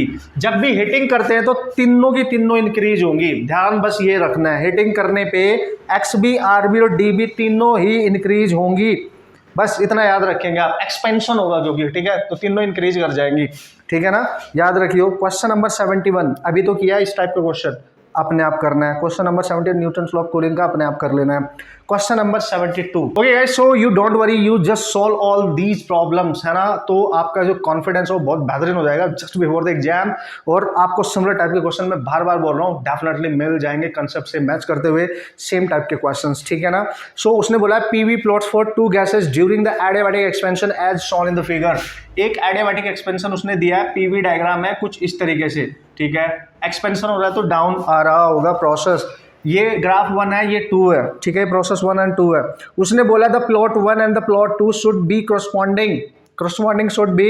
उसने बोला ये जो प्लॉट 1 है और प्लॉट 2 है ये किस गैस को रिप्रेजेंट कर रहे हैं। देखो भाई ध्यान से समझना, जब भी कभी पीवी डायग्राम और एक्सपेंशन हो रहा होगा, पीवी डायग्राम और एक्सपेंशन, जो सबसे नीचे का ग्राफ होता है वो हमेशा एडियाबैटिक होगा, और उससे ऊपर वाला ग्राफ हमेशा, जब ये 2 ग्राफ होने चाहिए बस केवल 2, वो हमेशा आइसोथर्मल होगा, आइसोथर्मल, ठीक है, याद रखना आइसोथर्मल होगा। पर उसने ऐसा कुछ नहीं बोला कि भाई कौन सा आइसोथर्मल है कौन सा एडियाबैटिक है। उसने तो क्या बोला है कि ये दोनों ग्राफ किस गैस को रिप्रेजेंट कर रहे हैं। तो जब गैस के नाम की बात आती है ना, ध्यान देना, जो भी इसमें 2 ग्राफ हो, 3 हो, 4 हो, कुछ भी हो, जो सबसे नीचे ग्राफ है उसका एडियाबैटिक कांस्टेंट सबसे ज्यादा और उससे ऊपर वाले का कम, है ना। अगर सर ऐसा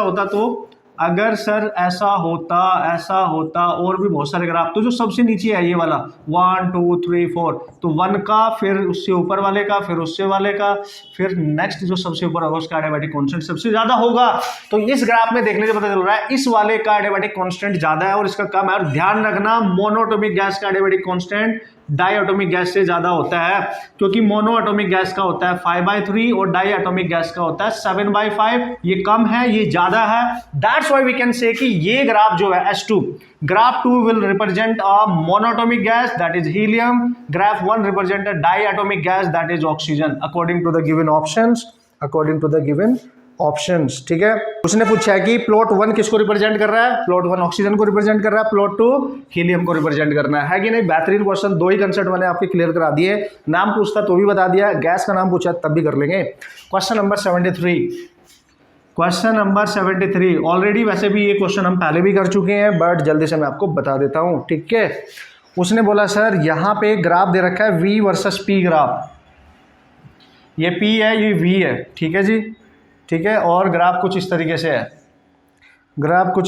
है, A से चला B, A से गया B से गया C से वापस आ गया A पर, ठीक है। तो जब वो A से B गया वहाँ पे वॉल्यूम दे रखा है 2, और जब वो AC चला तो यहाँ पे दे रखा है 1, और यहाँ से जहाँ से चला वहाँ पे है 10, ठीक है ना। प्रेशर है 10 पास्कल में, न्यूटन पर मीटर स्क्वायर में, वॉल्यूम मीटर क्यूब में है। तो पता है क्या पूछ रहा है, उसने बोला the heat supply to the gas in this cycle is 5 joule. अगर इस पूरी साइकिल को हीट सप्लाई की जाए, सप्लाइड हीट हमेशा प्लस लेते हैं, supplied heat plus, rejected heat minus लेते हैं। तो work done by the gas in the process C2A, तो ये पूरी गैस केवल C से A जाने में कितना वर्क डन कर रही है, यानी C to A जाने में कितना वर्क डन कर रही है निकालना है। तो जब भी भाई ऐसा क्वेश्चन आएगा ना, साइक्लिक प्रोसेस बन रहा है, तो first law of thermodynamics use किया करो, ठीक है।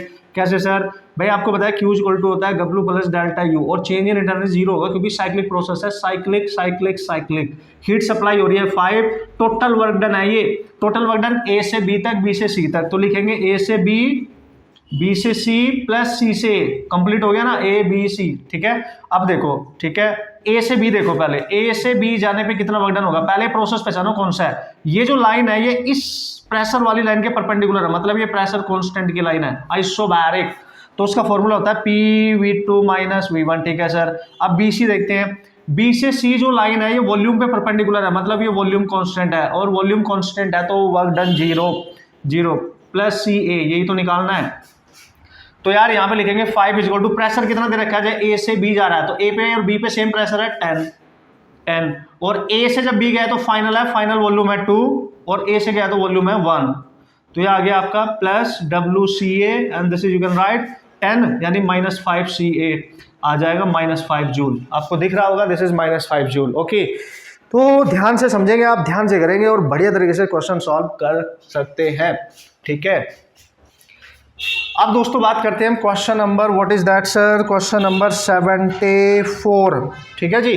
74 में क्या बोला है, a Carnot engine absorb an amount of Q heat from a reservoir at an absolute temperature T। चलो भाई हीट इंजन बना लेते हैं पहले तो। कारनोट इंजन ये है, सपोज करो ये सोर्स है जहाँ से वो हीट एब्जॉर्ब करेगा, T1 टेम्परेचर पे है, T1 बोला है ना, T बोला है, तो ये हीट एब्जॉर्ब करता है Q1 लेट्स सी, और वो दे रखी है आपको Q, ठीक है। Okay, it reject to the sink at temperature T/3, फिर इस हीट को रिजेक्ट कर देता है, Q2 मान लो रिजेक्टेड हीट, और सिंक का टेम्परेचर 2 दे रखा है और T/3 दे रखा है, ये सिंक है जहाँ पे हीट को रिजेक्ट कर रहा है, ठीक है। तो अमाउंट ऑफ हीट रिजेक्टेड बताओ, the amount of heat rejected, तो ये Q2 की वैल्यू निकालनी है, Q2 की वैल्यू कैलकुलेट करनी है। देखो ना, जब भी कभी टेम्परेचर गिवन हो, टेम्परेचर सिंक का और सोर्स का, इसको मान लो T1 और इसको मान लो T2, T2 हमेशा लो को मानना है, T1 हमेशा हाई वाले को मानना है। तो एफिशिएंसी क्या होती है, एफिशिएंसी क्या होती है भाई, 1 माइनस T2 अपॉन T1 होती है। एफिशिएंसी निकाल लो यहाँ से, 1 माइनस T2 कितना है सर, T/3, T1 कितना है सर, T कैंसिल हो गया, तो आप देख सकते हो 2/3 आ गई एफिशिएंसी, ठीक है।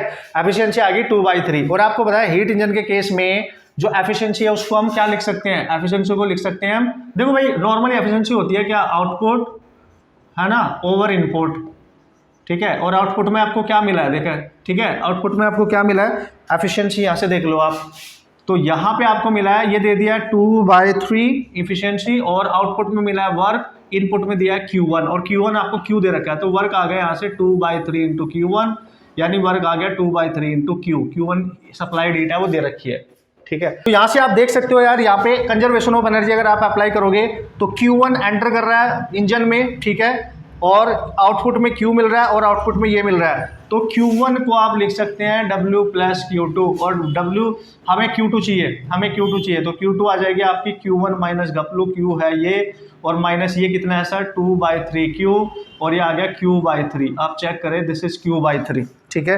तो रिजेक्टेड हीट आपके पास है Q/3, क्लियर है, रिजेक्टेड हीट आपके पास है Q/3। तो हर टाइप का कंसेप्ट आपका क्लियर हो रहा है, हर टाइप का फॉर्मूला आपका इसमें यूज हो रहा है, दैट्स वाई आपको मजा आ जाएगा, आप जब सारे क्वेश्चन सॉल्व करके जाओगे विद कॉन्फिडेंस जाओगे, यू डोंट वरी, ओके भाई लोग। सो बात करेंगे question number 75, that is also really important problem. If 2 moles of diatomic gas, एक गैस है डायटोमिक है भाई, ध्यान देना, इसके 2 मोल्स हैं, सपोज करो इसको N1 ले लेते हैं 2, और चूंकि डायटोमिक है इसको डिग्री फ्रीडम क्या होगी 5, डायटोमिक की डिग्री फ्रीडम होती है 5, पहले लिख लो, बाद में देखेंगे क्या पूछा गया है, ठीक है। उसने बोला okay this and 1 mole of monoatomic gas, यानी अब है हमारे पास मोनोएटॉमिक है, तो इसका N2 दे रखा है 1, और चूंकि मोनोएटॉमिक है डिग्री फ्रीडम रहेगी 3, पता है ना सबको डिग्री फ्रीडम के बारे में। इनको मिक्स किया जाता है, the ratio of specific heats, you have to calculate Cp over Cv of the mixture, ठीक है। मतलब Cp ओवर Cv क्या होता है, गामा होता है, इनडायरेक्टली उसने गामा ऑफ द मिक्सचर पूछा है, तो निकालने के डिफरेंट फॉर्मूले हो सकते हैं, लेकिन बेहतरीन शॉर्टकट बता रहा हूं, ठीक है। जब भी गामा ऑफ द मिक्सचर पूछे, यानी स्पेसिफिक हीट्स का रेशियो पूछे मिक्सचर का, तो you have to use 1 + 2/f of the mixture, ये वाला फॉर्मूला यूज करो, और ये फॉर्मूला भी इंपॉर्टेंट है डिक्टो आने के लिए, ठीक है, ये वाला फॉर्मूला यूज करो। गामा ऑफ द मिक्सचर निकालना है तो डिग्री ऑफ फ्रीडम निकालो ना मिक्सचर की, ज्यादा आसान रहेगा। डिग्री ऑफ फ्रीडम मिक्सचर की कैसे निकालेंगे सर, N1F1 N2F2 ओवर 2 ही गैस है तो 2 तक ही ऐड करेंगे, ठीक है, 2 तक ही ऐड करेंगे, ठीक है। तो N1 कितना है पहली गैस का 2 है, डिग्री ऑफ फ्रीडम कितनी है 5 है, प्लस N2 कितना है 1 है, डिग्री ऑफ फ्रीडम 3, तो 2 + 1 तो कितना आ गया sir 10 13/3 degree of freedom of the mixture आ गई। ठीक है, यहाँ उड़ा दो तो गामा ऑफ द मिक्सचर कितना आएगा 1 + 2/10/3, 3 ऊपर जाएगा तो 1 + 6/10 and that is no this is 10 + 3 that is 13/3। Okay, so you just remember this is 13/3, तो this is 13/3 man, this is 13 और 10 यहाँ पे मल्टीप्लाई करो। ठीक है, और ये 6 हो जाएगा, एक मिनट, दिस इज 2 6, ठीक है, तो 1 + 6/13 हो जाएगा। ठीक है, और इसको एलसीएम ले लो, 13 + 6 that is 19/13। This is how you can solve the problem. Clear है, this is how you can solve the problem. Okay यार, सो बात करेंगे question number 76। Okay, so question number 76 में बोला गया है gas mixture consist of 2 moles of oxygen and 4 moles of argon at temperature T, ठीक है ना, और neglecting all the vibration modes, then what is the total internal energy of the system। मतलब उसने बोला कि एक मिक्सचर तैयार किया गया है, एक है उसमें ऑक्सीजन गैस है और उसमें आर्गन गैस है। ऑक्सीजन आपको पता है डायटोमिक गैस है ना, तो डायटोमिक गैस है तो उसकी डिग्री ऑफ फ्रीडम कितनी होगी, degree of freedom of oxygen, इसको मान लो गैस 1, इसको मान लो गैस 2, तो 1 लिख दे रहा हूं मैं इसको। ठीक है, इसकी डिग्री ऑफ फ्रीडम होगी 5 और ये आपकी मोनोटोमिक गैस है, इसकी डिग्री ऑफ फ्रीडम होने वाली है आपकी 3। समझ गए आप। तो उसने बोला जो ऑक्सीजन है उसके जो मोल्स हैं, यानी इसके जो मोल्स हैं वो दे रखे हैं आपको टोटल 2, और आर्गन के जो मोल्स दे रखे हैं वो दे रखे हैं 4। तो यार उसने बोला कि टोटल इंटरनल एनर्जी इस सिस्टम की कितनी होगी, इस पूरे मिक्सचर की। इन दोनों गैस का यूज करके एक मिक्सचर बनाया गया, तो कर लोगे यार बढ़िया तरीके से। कैसे करेंगे सर, इसकी इंटरनल एनर्जी प्लस इसकी इंटरनल एनर्जी दोनों को कैलकुलेट कर लो, हो जाएगा।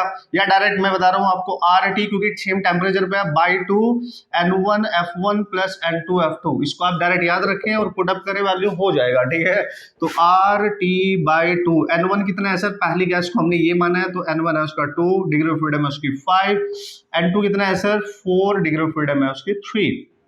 ठीक है, तो यह आ गया R2/2 दैट इज 10 + 12, तो 22 यानी 11 RT आपको यहाँ पे नजर आ रहा होगा। होप सो यही होना चाहिए 11 RT। ठीक है, okay, so this is how you can solve the problem. बेहतरीन क्वेश्चन है, बेहतरीन कंसेप्ट है, आप इसको याद रखें, बढ़िया तरीके से सॉल्व कर सकते हैं। ठीक है, अच्छा सर ये फॉर्मूला बनाया कहाँ से भाई, आपको पता है NFRT/2 ये इंटरनल एनर्जी का फॉर्मूला होता है in terms of temperature and degree of freedom. You have to remember this. ठीक है, question number 77 is awesome, most important problem मानी जाएगी 77। ठीक है, क्वेश्चन नंबर 77 क्या बोल रहा है इसको भी देख लेते हैं बॉस। ठीक है, उसने बोला gas is heated at constant pressure. सबसे पहले तो जो बोला लिख लो, कांस्टेंट प्रेशर की बात कर रहा है। ठीक है जी, कांस्टेंट प्रेशर की बात कर रहा है। The fraction of heat supplied used for external work, the fraction of heat supplied used for external work, ये पूछा जा रहा है। पता है क्या पूछ रहा है, यानी जो आपको वर्क मिलेगा और जो हीट सप्लाइड कर रहे हो वो उसका रेशियो निकालो।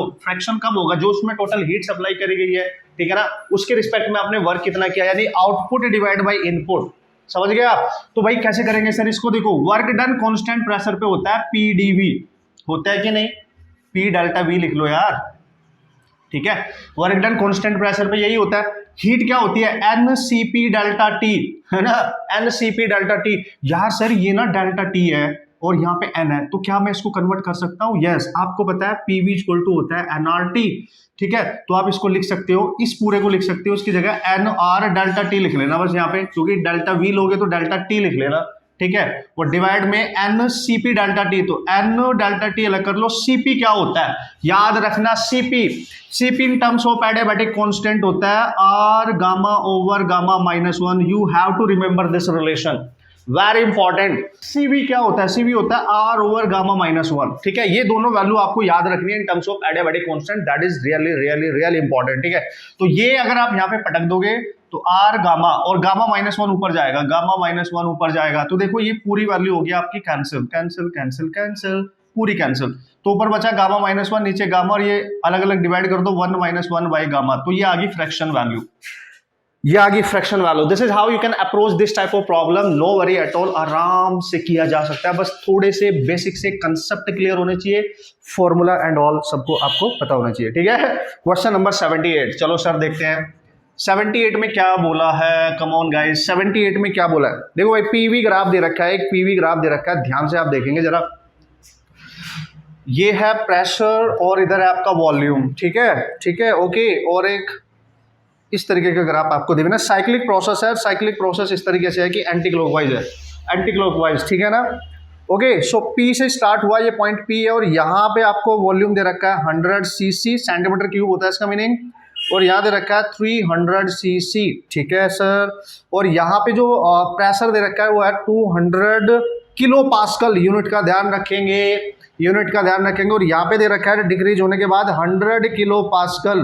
तो क्या पूछ रहा है सर, वो पूछ रहा है thermodynamic system is taken through this cyclic process, the work done, है ना, the work done by the system, the net work done by the system. तो यार जब पीवी डायग्राम गिवन हो ना और नेट वर्क डन पूछे, you just calculate, to calculate the work done you just calculate the area, area under the curve, ठीक है, area निकाल लो उसका, हो गया, एरिया निकाल लो उसका। टोटल वर्क डन पूछ रहा है, पीवी ग्राफ गिवन होगा, पीवी डायग्राम गिवन होगा, you just calculate area. Area क्या मान के करोगे इसको, रेक्टेंगल मान के करेंगे सर। रेक्टेंगल का एरिया क्या होता है, लेंथ इनटू उसकी ब्रेथ होता है सर, ठीक है। तो इसको लेंथ मान लो, ठीक है, इसको लेंथ मान लो आप, ठीक है। तो कहां से कहां जा रहे हो, देखो पी से क्यू, तो यहां से यहां जा रहे हो, तो फाइनल ये होगा इसके लिए क्यू, ये होगा इनिशियल, तो 300 माइनस 100 ये होगी इसकी लेंथ, यानी 200 सीसी है ये।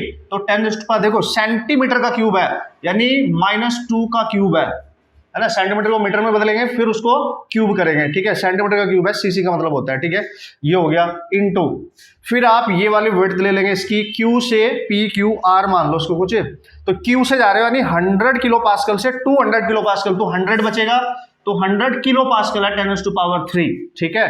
तो इसको सॉल्व कर लेंगे आप, देखो यहाँ पे आएगा 200, तो ये हो जाएगा 2 × 10⁻4, ये वाली पावर ये वाली मिलके, और ये हो जाएगा -6 और ये हो जाएगा +3, 3 कैंसिल हो जाएगा यहाँ पे, तो 2 × 10⁻4 × 10⁻3, ठीक है।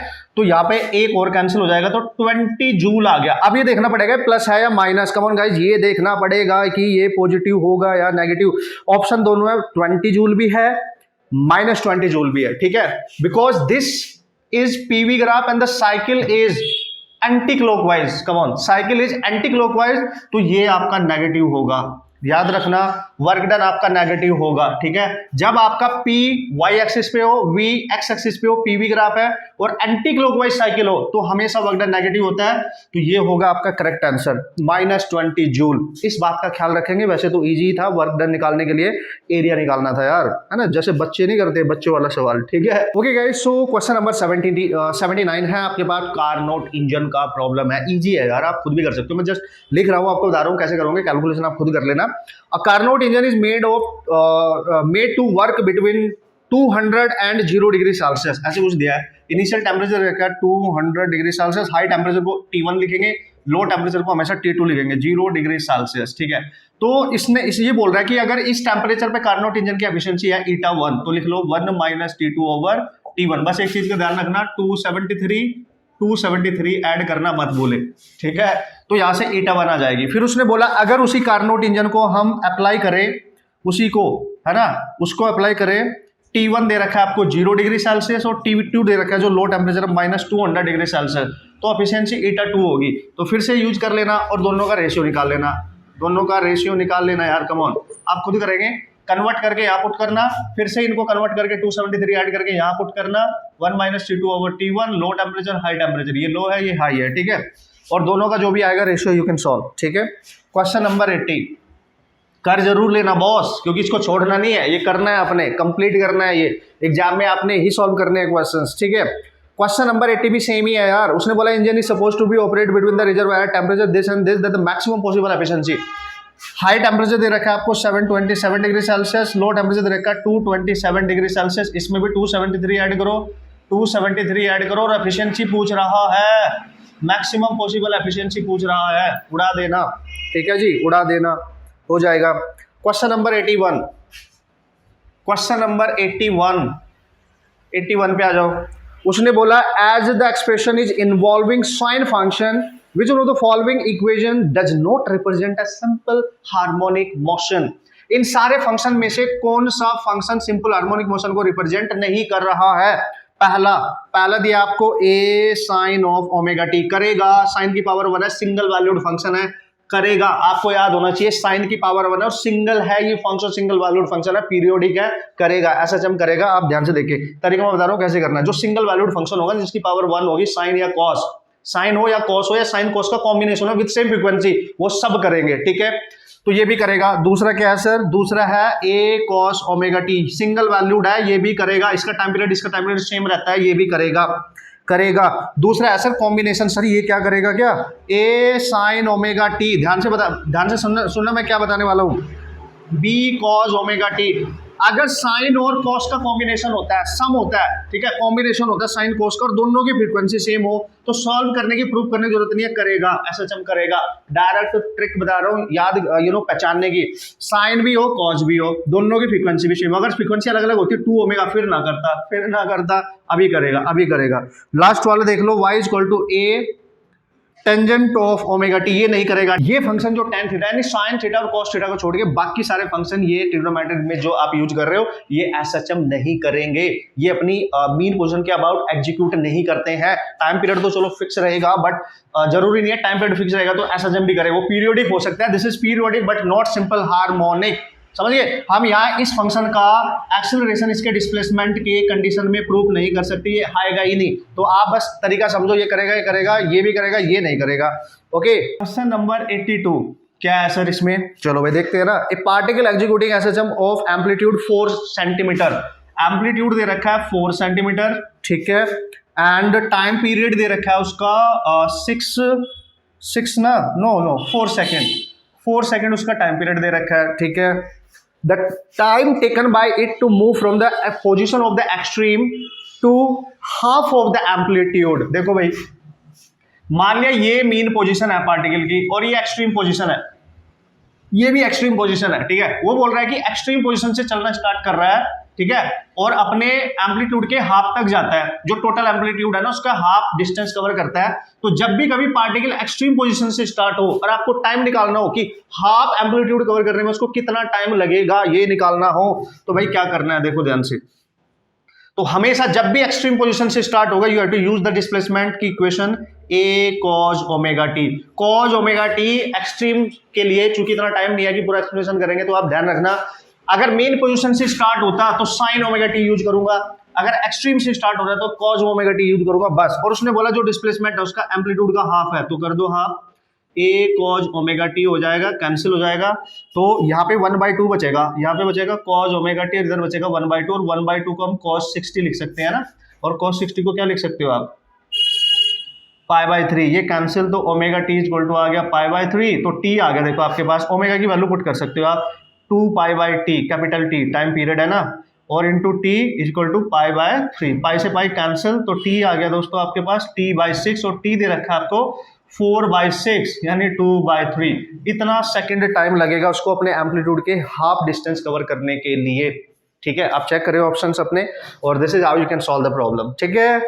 ओके, कर लेंगे सर, बिल्कुल। आपने प्रैक्टिस भी करी होगी, ऐसा हो ही नहीं सकता। ओके यार, नेक्स्ट क्वेश्चन है 83, that is also important problem बोली जा सकती है। A body at the end of the spring execute SHM with the time period t1। मतलब एक स्प्रिंग है और उस पे एक बॉडी को अटैच किया गया है, इसका स्प्रिंग कांस्टेंट k है, k ही है ना, ओ बोलो नो, ठीक है। तो वो बोल रहा है कि जब ये ऐसे इसको हम थोड़ा सा स्लाइटली डिस्प्लेस करेंगे तो एग्जीक्यूट करेगा एसएचएम, और उसका टाइम पीरियड है एसएचएम करने का t1, ठीक है, t1, ठीक है sir.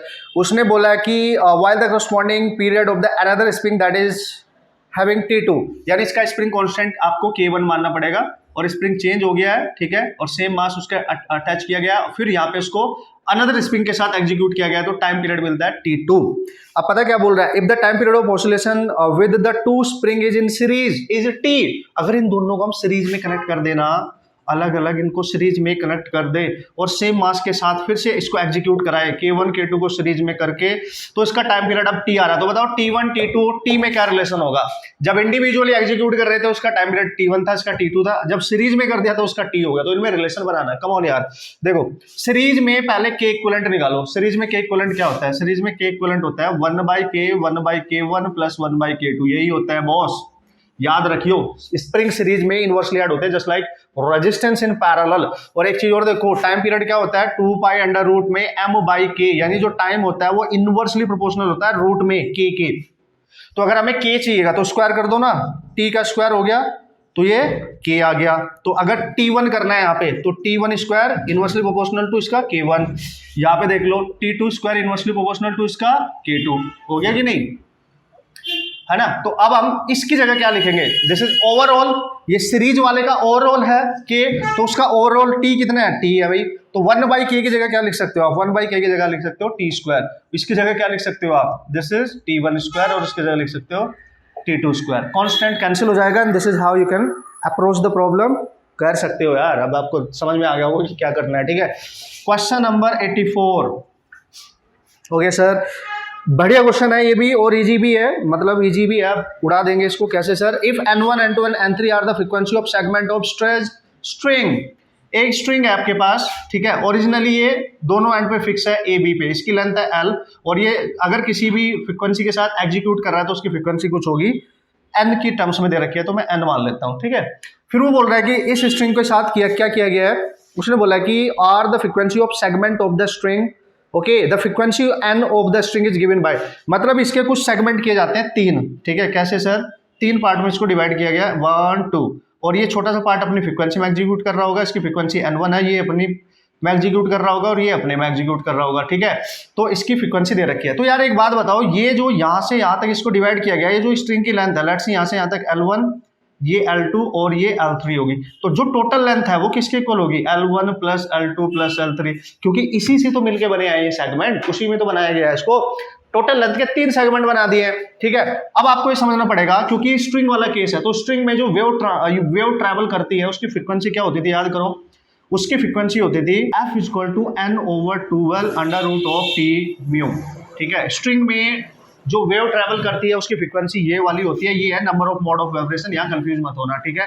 L is the length of the string and T is the tension in the string. तो आप ध्यान रखेंगे फ्रीक्वेंसी और लेंथ के बीच में इनवर्सली प्रोपोर्शनल रिलेशन होता है, फ्रीक्वेंसी और लेंथ के बीच में स्ट्रिंग की इनवर्सली प्रोपोर्शनल है, यानी अगर L है तो यहाँ आप लिखेंगे f, और यहाँ पे 1/f, यहाँ पे 1/f2, यहाँ पे 1/f3, और चूंकि यहाँ पे n1 n2 के टर्म्स में दिया है तो इसको n मान लेना, और इसको n1 मान लेना, इसको n2 मान लेना, ऐसी की तैसी हो गई, और ये क्वेश्चन हो गया, है ना। डायरेक्ट लिंक अगर आपको याद है तो क्या बात कर रहे हो यार, कैसे क्वेश्चन नहीं होगा, इजीली हो जाएगा, ठीक है। ओके गाइस, सो यार मैंने यहाँ पे करेक्ट एक्सप्रेशन लिख दिया, आपके क्वेश्चन में यहाँ पे 2 पाई लिखा है, 2 पाई नहीं है, π/2 है, और अंदर 8t माइनस x/8 है, 8x नहीं है, करेक्ट कर लेना उसको, जरूरी है, ठीक है। तो हमारे से पूछा गया है कि velocity of wave, wave velocity पूछी है यार, क्या बात कर रहे हो यार, वेव वेलोसिटी क्या होती है यार, coefficient of t over coefficient of x, t को छोड़ के उसका कोफिशिएंट उठा लो, x को छोड़ के उसका कोफिशिएंट उठा लो, डिवाइड कर देना, उड़ा देना। कैसे सर, देखो सबसे इंपॉर्टेंट पॉइंट है, साइन के बाहर ये जो वैल्यू है पहले इसको ब्रैकेट के अंदर लेके जाओ, तो इसको लिखो पहले 4 साइन ऑफ, ठीक है, ब्रैकेट में यहाँ नहीं होनी चाहिए कोई वैल्यू, उसको इनसाइड लेके जाओ, π/2 को अंदर लेके जाओगे, आएगा ये आएगा आपका पाई 4 पाई बन जाएगा मेरे ख्याल से, 4πt, 2 से ये कैंसिल हो जाएगा, माइनस ये आएगा πx/16, चेक करें आप, ठीक है। तो वेलोसिटी ऑफ वेव कितनी आएगी सर, कोफिशिएंट ऑफ t कितना है, t को छोड़ के 4 पाई उठा लो, 4 पाई डिवाइड में x का कोफिशिएंट कितना है, x का कोफिशिएंट है π/16, यानी π/16, पाई से पाई कैंसिल, ये ऊपर जाएगा यानी 64 बन जाएगा। This is your velocity, this is your velocity 64 होना चाहिए, और चूंकि यहाँ पे माइनस साइन है इक्वेशन में, माइनस मतलब travelling along positive x axis, ध्यान देना, ऑप्शन सेलेक्ट कर लो, जब भी नेगेटिव साइन हो तो पॉजिटिव एक्सिस पे जा रहा है, पॉजिटिव है तो नेगेटिव एक्सिस पे जा रहा है, ये इस बात का ख्याल रखेंगे, ठीक है। तो कौन सा आंसर होगा sir, D option is correct answer, okay. अब आते हैं वापस क्वेश्चन नंबर 85 पर, okay. So this is very important question दोस्तों, और डॉपलर इफेक्ट से जो भी क्वेश्चंस आते हैं वो थोड़े से आपको पेशेंस के साथ करने हैं, कंसेप्ट भी क्लियर होना चाहिए, कैलकुलेशन भी अच्छी करनी आनी चाहिए, इजी होंगे बट कैलकुलेशन अच्छी खासी आपको करनी पड़ेगी। कैसे sir, 2 cars are moving on 2 perpendicular rods towards a crossing with uniform velocities. Let's see, एक कार इधर से जा रही है और एक कार इधर से जा रही है, 2 परपेंडिकुलर रॉड है ना, एक कार इधर से जा रही है, समझ जाना आप, ठीक है।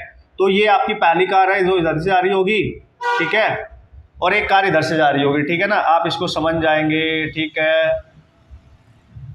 एक कार इधर से जा रही होगी, ठीक है जी। तो इस कार की जो वेलोसिटी दे रखी है दोस्तों 72 किलोमीटर पर आवर दे रखी है, मतलब ये 20 मीटर पर सेकेंड होगी, ठीक है, 20 मीटर पर सेकेंड होगी। कैसे सर? 5/18 से मल्टीप्लाई कर देना, ठीक है, ओके, सो आ जाएगा, ठीक है ना। उसके बाद दूसरी वाली जो है वो 36 से जा रही है, यानी इसकी स्पीड जो है इधर जाने की 36 किलोमीटर है ये पर आवर, और इसको 10 मीटर पर सेकंड लिख सकते हो आप। ऑब्वियस है ना यार, ये कार 1 है, ये कार 2 है, ठीक है sir. If the first car blows horn, अगर ये वाली कार अपना हॉर्न ब्लो करती है, सिट्टी बजा रही है, टू टू टू जो भी कर रही है, ठीक है, सो ऑफ फ्रीक्वेंसी 280 हर्ट्ज, मतलब जैसे इसने हॉर्न साउंड किया इसकी फ्रीक्वेंसी निकली आपके पास 280 हर्ट्ज, ओरिजिनल फ्रीक्वेंसी है ये इसकी जो इसने साउंड करी है, ठीक है। Then the frequency of horn heard by the driver, है ना, of second car when the line joining the car makes an angle 45 degree with the rods, very important। इसकी इस आवाज को इसने सुना और इन दोनों को मैं ज्वाइन कर रहा हूं, और उसने बोला लाइन ज्वाइनिंग के साथ, रॉड की लाइन है इसके साथ, ये किस एंगल, कितने एंगल पे है, 45 डिग्री एंगल पे है, तो इस कार की जो आवाज है वो इधर जाएगी, साउंड इधर जाएगी, साउंड इधर जाएगी, यानी वी की डायरेक्शन इधर होगी, साउंड, ठीक है ना। और ये जो कार है ये इधर जा रही है V1, और ये कार इधर जा रही है, देख सकते हो आप, V2, है ना, साउंड इधर जा रही है। तो देखो ये एंगल 45 है तो ये भी 45 ही होगा, तो take the component of this along the sound, है ना, इसी लाइन पे लेना है जिस लाइन पे ये साउंड जा रही है, ठीक है, ध्यान से समझना। तो V1 का कौन सा कंपोनेंट इधर आएगा, इधर आएगा V1 cos 45, और V2 का कौन सा कंपोनेंट इधर जाएगा, ये आएगा V2 cos 45। अब आप ध्यान से देखो, ये सोर्स है क्योंकि इसने साउंड प्रोड्यूस की है, ठीक है, ये सोर्स है, और ये क्या है सर, ये ऑब्जर्वर है क्योंकि ये सुन रहा है, ठीक है, और ये वेलोसिटी हो गई सोर्स की, और ये वेलोसिटी हो गई ऑब्जर्वर की। क्लियर है, बढ़िया। तो लेट्स सी, इसने एफ डैश फ्रीक्वेंसी सुनी, तो एफ डैश को आप कैसे लिखेंगे, original frequency into V minus V nought over V minus VS। एकमात्र formula you have to remember, बस याद क्या रखना है, V नोट और V की value you have to put with the sign, proper sign. कैसे सर, इनमें से जो वेलोसिटी साउंड की डायरेक्शन में होगी वो पॉजिटिव, जो उसके अपोजिट होगी वो नेगेटिव। देखो साउंड जा रही है इधर और इसी डायरेक्शन में है ये वेलोसिटी, तो ये तो हो जाएगी as it is positive, source की वेलोसिटी हो जाएगी पॉजिटिव, लेकिन जो ऑब्जर्वर है ना उसकी वेलोसिटी इधर है, साउंड इधर से आ रही है वो इधर है, इसके अपोजिट है, तो ये हो जाएगी नेगेटिव, तो इसको पुट करेंगे हम नेगेटिव साइन के साथ, ठीक है, नेगेटिव, और ये पॉजिटिव ही रहेगा। तो एफ डैश आ गया आपके पास F naught V plus V naught over V minus VS। समझ गए, फुट करो सारी वैल्यूज। एफ ये दे रखा है 280, और V कितना है भाई, V देख लेते हैं पहले कितना है। साउंड की स्पीड कितनी है भाई, साउंड की स्पीड नहीं दी है यार, साउंड की स्पीड नहीं दिया तो 330 ले सकते हो आप, ठीक है, 330, ठीक है। और V नोट कितना है सर, V नोट है 10 प्लस 10 ओवर 330 माइनस 20। सॉल्व कर लेना, ये आना चाहिए आपके पास 289 के आसपास, ठीक है, 289 नहीं 298 आना चाहिए मेरे ख्याल से, 98। आप एक बार चेक कर लेना क्योंकि सॉल्व करके बताना, मेरे को 289 आ रहा है, 298 आ रहा है। कंसेप्ट ये है, मेरे को आपको बताना था कि एंगल में आप कैसे डिवाइड करोगे, ठीक है, वेरी इंपॉर्टेंट। अब चलते हैं क्वेश्चन नंबर 87, ठीक है जी, question number 87।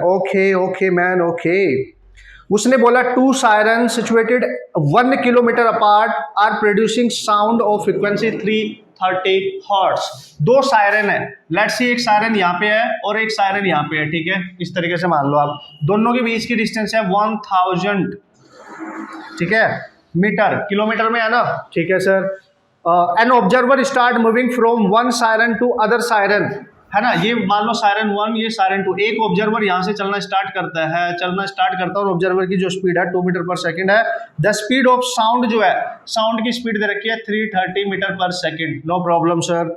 The beat frequency heard by the observer, देखो भाई ये इसकी भी आवाज सुनेगा, ये इसकी भी आवाज सुनेगा, तो इसकी जो आवाज इसको सुनाई देगी F1, इसकी आवाज सुनाई देगी F2, उनके बीच में डिफरेंस निकालना है, ठीक है। इससे दूर जा रहा है, इसके पास आ रहा है, तो यहाँ पे F2 ग्रेटर देन F1 होगी, तो F2 माइनस F1 निकालना है। दोनों में फॉर्मूला यूज कर लेना, एक बार इसकी रिस्पेक्ट में करना, ये रेस्ट पे है, सिंपल, ये इससे अवे जा रहा है, एक बार इसकी रिस्पेक्ट में यहाँ कर लेना, डॉपलर का ये फॉर्मूला यूज करके यू कैन सॉल्व, ट्राई करना अपने आप, क्योंकि कंसेप्ट मैंने बता दिया किस तरीके से आप यूज कर सकते हैं। ठीक है भाई, ओके गाइस, सो क्वेश्चन नंबर 88 थोड़ा सा करेक्शन आप कर लेंगे। जो y1 डिस्प्लेसमेंट है वो तो चलो करेक्ट लिखा है, y2 में यहाँ पे 3 लिखा है, ये √3 है, इसको आप ध्यान रखेंगे। This is not 3, this is √3। आपसे पूछ रहा है कि इनके the equation of the displacement of two waves are given as the ratio of their amplitudes. Let's see, इसका जो एम्पलीट्यूड है, इसका एम्पलीट्यूड मान लो आप A1 और इस पूरी का एम्पलीट्यूड मान लो आप A2। तो भाई इसका एम्पलीट्यूड तो आपको दिख रहा है, देखो कितना है, 10 है ये एम्पलीट्यूड। इसका निकालना पड़ेगा क्योंकि ये साइन और कॉस का कॉम्बिनेशन है, तो इसका एम्पलीट्यूड कैसे निकालोगे, उसको लिख लो, 5 को अंदर मल्टीप्लाई करो, 5 of sine 3 pi T plus 5√3 cos of 3 pi T. ठीक है, ये साइन और कॉस का है ना, समझ गए, कॉम्बिनेशन है। इसका एम्पलीट्यूड कुछ मान लो A और इसका एम्पलीट्यूड कुछ मान लो B। तो जब साइन और कॉस का कॉम्बिनेशन होता है तो उसका नेट एम्पलीट्यूड क्या होगा, √(a² + b²। कॉस साइन में π/2 का फेज डिफरेंस होता है, तो नेक्स्ट वैल्यू तो आपकी 0 हो जाएगी, बस ये याद रखना है। ठीक है, A कितना है सर, 5 का स्क्वायर, ये कितना है सर, 5√3 का स्क्वायर। ठीक है, तो ये कितना आएगा सर, 25, तो ये कितना आएगा, 25 × 3 75, तो 100, ये भी 10 ही आ गया, 10 आ गया। तो रेशियो निकालना है A1/A2, तो A1 और A2 आ गया 10/10, दैट इज 1। ठीक है, that is 1। You can solve the problem. Okay, तो ये बन गया क्वेश्चन नंबर 88। ठीक है सर, क्वेश्चन नंबर 89 के पास चलते हैं। इंटरेस्टिंग क्वेश्चन 89, वो क्या बोल रहा है, ध्यान से समझो, दिमाग के साथ खेल रहे हैं हमारे, डायरेक्ट बता रहा हूं आप कैसे करके आओगे। उसने बोला एन ओपन पाइप है एंड क्लोज्ड पाइप है, हैव द सेम लेंथ, दोनों की लेंथ सेम है, the ratio of frequency of their nth overtone. ध्यान देना, ratio of open pipe, frequency of open pipe, frequency of closed pipe, किसके लिए, for nth overtone के लिए। इस पे ध्यान देना, ओवरटोन के लिए, number of mode of vibration नहीं बात कर रहा है, ओवरटोन की बात कर रहा है। तो याद रखिए, उसमें क्या याद रखिए सर, ओपन पाइप की फ्रीक्वेंसी nth ओवरटोन, ओवरटोन कब मिलता है, N1 पे फर्स्ट हार्मोनिक मिलता था, N2 पे ओवरटोन स्टार्ट होता है, यानी एक एक्स्ट्रा पे ओवरटोन स्टार्ट होता है। एक्चुअल फ्रीक्वेंसी क्या होती है ओपन पाइप की, याद करो, NV/2L होती है, लेकिन ये हार्मोनिक है इसके, मतलब ये मोड ऑफ वाइब्रेशन है। तो अगर ओवरटोन चाहिए तो N+1 लिखना पड़ेगा ना, एक एक्स्ट्रा लिखना पड़ेगा ना, एक एक्स्ट्रा होता है, मतलब 1 2 से स्टार्ट होगा। ठीक है, ओवरटोन 2 से स्टार्ट होता है। ठीक है, सिमिलरली क्लोज्ड के लिए क्या लिखेंगे, वहां लिखेंगे 2n+1 लिख लो पहले ही। वैसे तो माइनस वाला अगर फॉर्मूला आप यूज करोगे, उसमें एक ऐड करोगे तो यही आएगा, 2n+1 × V/4L। बस डिवाइड कर दो, आंसर आ जाएगा, आपको दिख भी रहा होगा। किसको किससे डिवाइड किया ये चेक कर लो बस, ठीक है ना, किसको किससे डिवाइड किया ये चेक कर लो। The frequency of their nth overtone. ठीक है सर, ठीक है, n+1 ओवर दिस, यही बन जाएगा यार, हो जाएगा। ठीक है ना, सो आप लिखेंगे इसको डिवाइड, इसको, ये क्वेश्चन 1 है, ये क्वेश्चन 2 है, डिवाइड कर लो, जो भी आ रहा है वही आपका आंसर होने वाला है, जो भी आ रहा है वही आपका आंसर होने वाला है। यानी देखो, जब इसको आप डिवाइड करोगे ना, v से v कैंसिल, l से l कैंसिल, ये 2 पर जाएगा, तो 2n+1 बचेगा और नीचे बचेगा 2n+1। बस this is your final answer. Okay यार, तो अब जल्दी से बात कर लेते हैं क्वेश्चन नंबर 90 और लास्ट के 10 क्वेश्चन हमारे पास बचे। कुछ क्वेश्चंस आपके लिए छोड़ूंगा, कुछ क्वेश्चंस मैं सारे आपको बढ़िया तरीके से कराने वाला हूँ। ठीक है, An organ pipe is closed at one end, vibrating in its fundamental frequency। सबसे पहले बात करो, ऑर्गन पाइप है जो क्लोज्ड है एक एंड पे, मतलब एक एंड क्लोज्ड है उसका, आप समझ सकते हैं। ठीक है, this is your closed end pipe ही मान सकते हो आप इसको यार। ठीक है, so an organ pipe a closed end one end, ये अपनी फंडामेंटल फ्रीक्वेंसी में वाइब्रेट कर रहा है। चूंकि क्लोज्ड एंड है तो क्लोज्ड एंड की फ्रीक्वेंसी कितनी होती है, 2n-1 V/4L, यही होती है। और फंडामेंटल के लिए n की वैल्यू कितनी पुट करोगे, 1 पुट करोगे, तो फंडामेंटल क्लोज्ड की हो गई V/4L। ध्यान रखना, क्लोज्ड वाले की है ये, उसकी लेंथ मैंने उसके नाम से लिख दी है। ठीक है, okay sir. Another pipe be open at both ends, vibrating in second overtone, है ना, जो ओपन है वो अपनी सेकंड ओवरटोन में वाइब्रेट कर रहा है। पहले ओपन वाले की ना nth वाली फ्रीक्वेंसी लिख लो, NV/2L होता है, L नॉट लिख दिया मैंने, जिससे ओपन पाइप का पता चल जाए। सेकंड ओवरटोन कब मिलेगा, जब N1 होगा तो हार्मोनिक मिलता है, N2 पे फर्स्ट ओवरटोन मिलता है, फर्स्ट, तो N3 पे सेकंड ओवरटोन मिलेगा, एक ज्यादा, अभी बात करी थी हमने, एक ज्यादा लेना है। ठीक है, तो इसकी फ्रीक्वेंसी आ जाएगी 3V/2L नॉट। और उसने बोला है दोनों फ्रीक्वेंसी रेजोनेंस में है, दोनों फ्रीक्वेंसी रेजोनेंस में, मतलब यू कैन इक्वेट दैम, आप इसको इसके इक्वल कर सकते हो। तो V/4LC यह आ जाएगा 3V/2L नॉट, ये हो गया कैंसिल, ये कैंसिल, ठीक है, एल नॉट ऊपर जाएगा, एल सी नीचे आएगा और ये इधर जाएगा 6, ठीक है, ये इधर जाएगा 6। पूछ क्या रहा है ये देख लेते हैं, पूछ क्या रहा है ये देख लेते हैं बॉस। उसने बोला the ratio of length of pipe A to that length of pipe B, है ना, इसकी और इसकी, यानी इसको ऊपर लेके जाओ, ठीक है, क्लोज्ड डिवाइड बाई ओपन की पूछ रहा है 1/6, खत्म हो गया। बस आपको ये टेक्निकलिटीज जो इसमें नाम यूज किए जाते हैं, second overtone, third overtone, harmonic undertone, ये पता होना चाहिए और फॉर्मूला पता होना चाहिए, then you can solve the question, ठीक है। अब बात करेंगे क्वेश्चन नंबर दैट इज 92, ठीक है। क्वेश्चन नंबर 92 क्या बोल रहे हैं भाई, क्वेश्चन नंबर 92 क्या बोल रहा है, देखो भाई अच्छा क्वेश्चन है, बेहतरीन क्वेश्चन है। वैसे तो मैंने इसको टॉप 10 न्यूमेरिकल प्रॉब्लम भी सॉल्व कराया था, बट यहाँ पे भी देख लेते हैं क्वेश्चन में।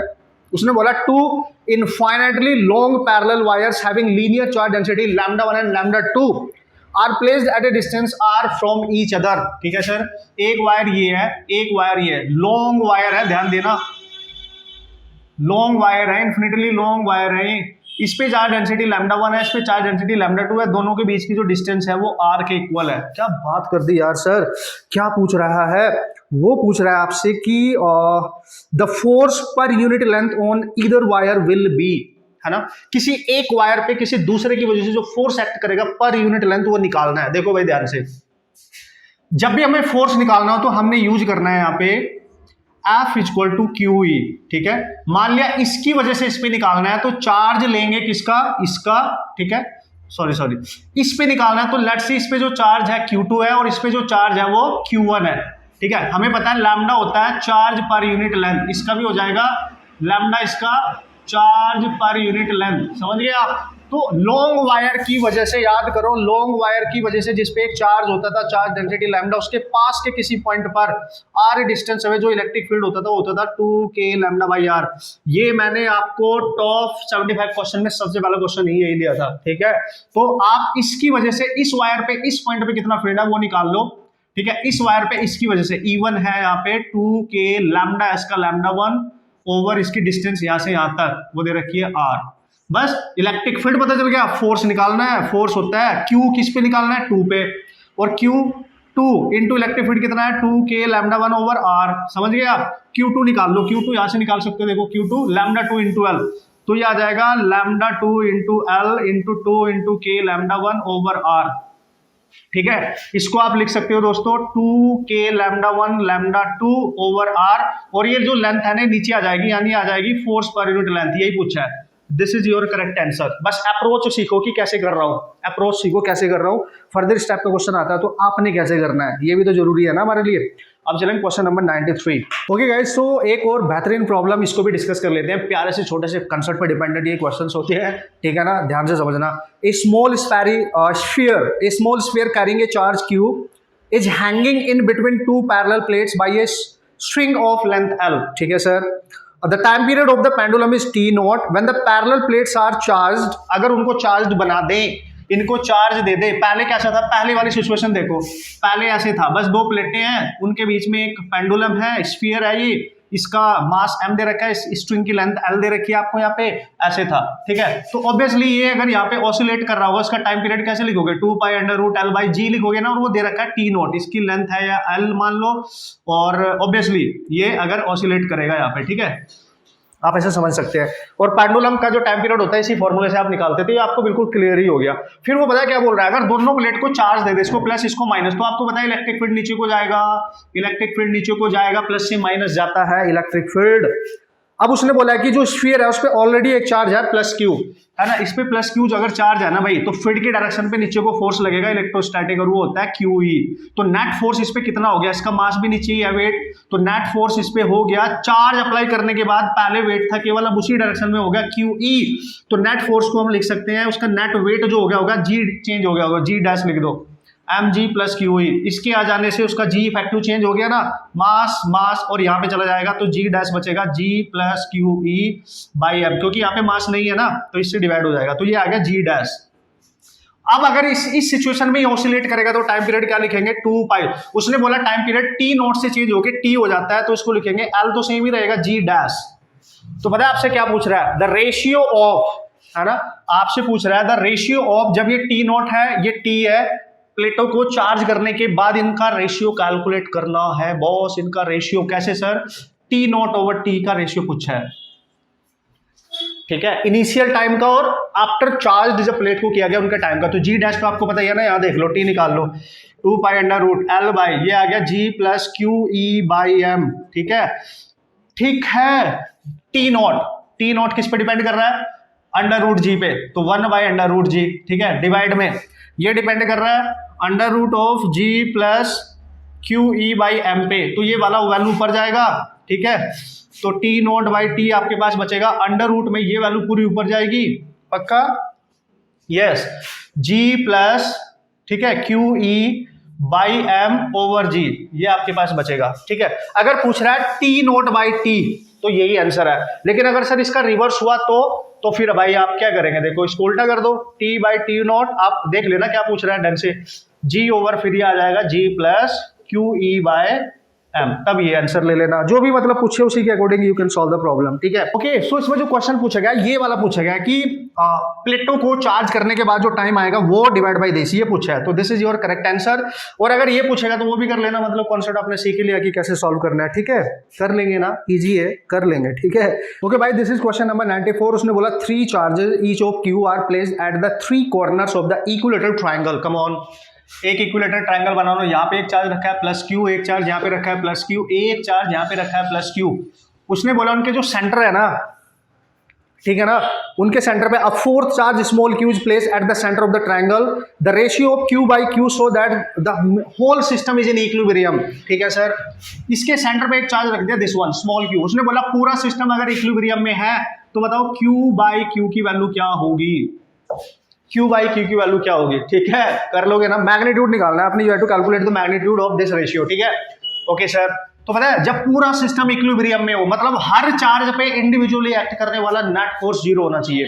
सेंटर वाले को छोड़ के, वो तो ऑब्वियसली दिख रहा है ये सारे के सारे चार्ज सेम है, यहाँ पे ऐसा फोर्स अप्लाई करेंगे कि ये तो इक्विलिब्रियम में आएगा ही आएगा, क्योंकि इक्विलेटरल है, ठीक है, साइड भी सेम है और चार्ज भी सेम है। इसको छोड़ के इस पे या इस पे किसी एक पे नेट फोर्स निकाल लो और उसको इक्वल टू 0 करना है, क्योंकि इक्विलिब्रियम में है, ठीक है।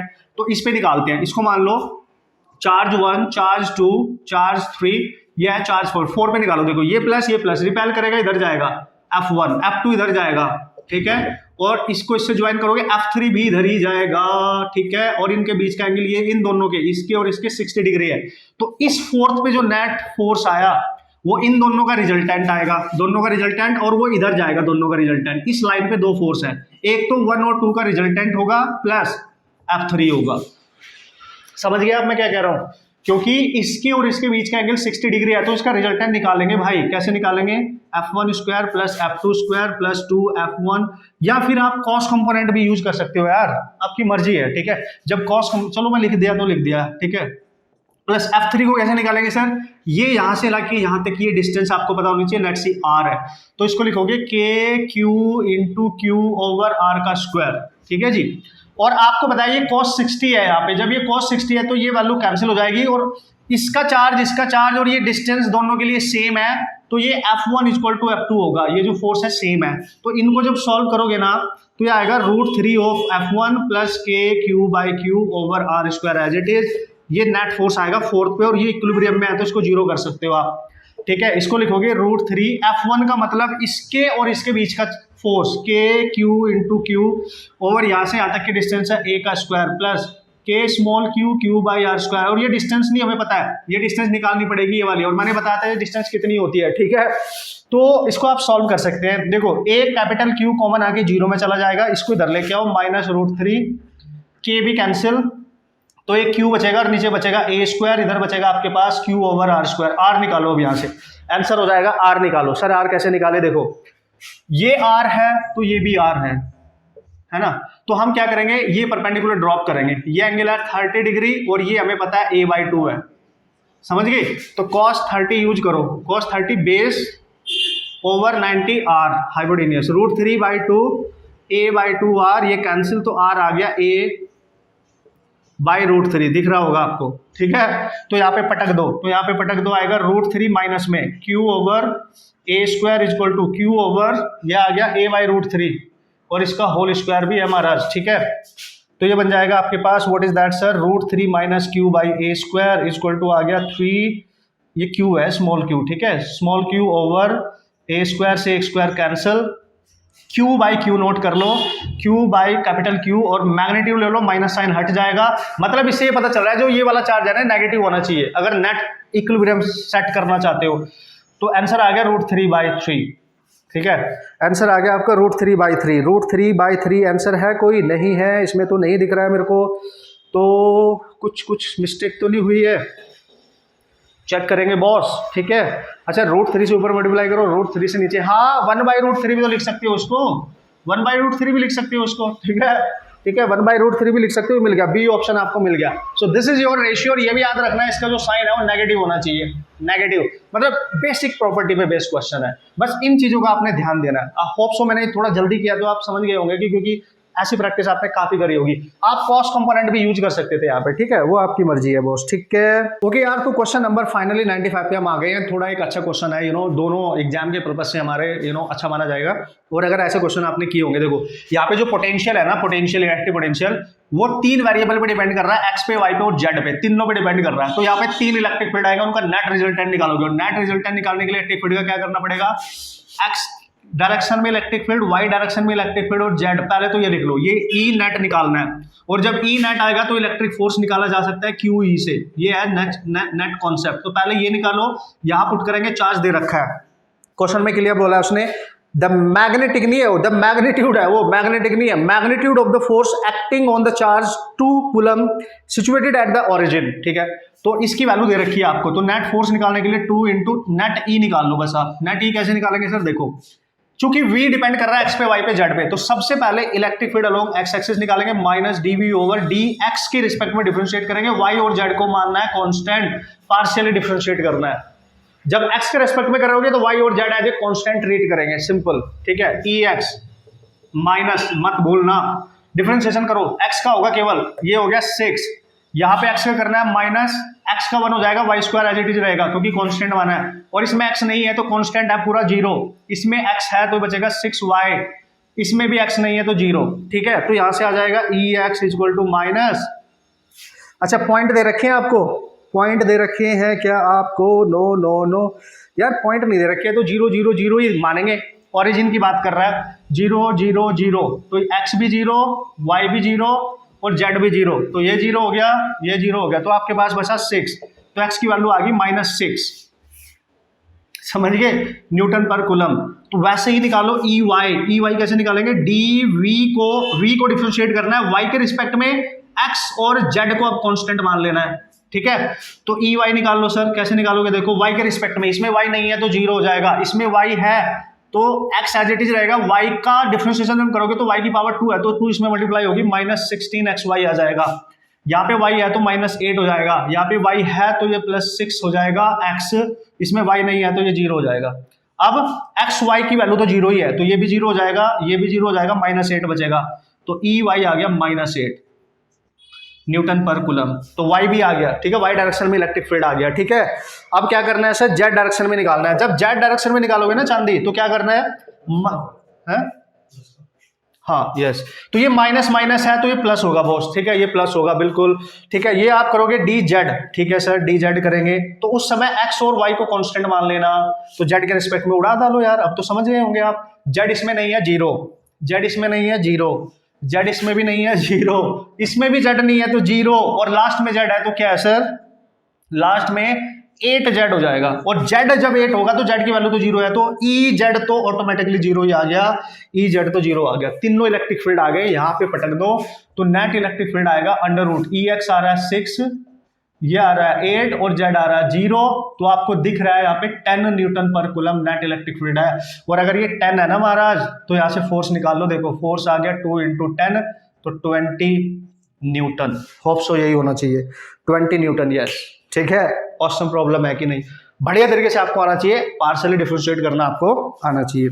Question number 96 very important for बहुत एग्जाम, वेरी इंपॉर्टेंट गाइस, ठीक है। ओके भाई, अब देखते हैं question number 96, very important question. Diagram मैंने यहाँ पे बना दिया, जल्दी से एक बार इसको पढ़ लेते हैं। आपने भी पढ़ना, क्योंकि बिना पढ़े तो मजा नहीं आएगा ना, वो समझ में ही नहीं आएगा। उसने बोला एक फिगर दे रखा है, two identical parallel plate capacitor है, मतलब दोनों की कैपेसिटेंस सेम है, कनेक्टेड टू ए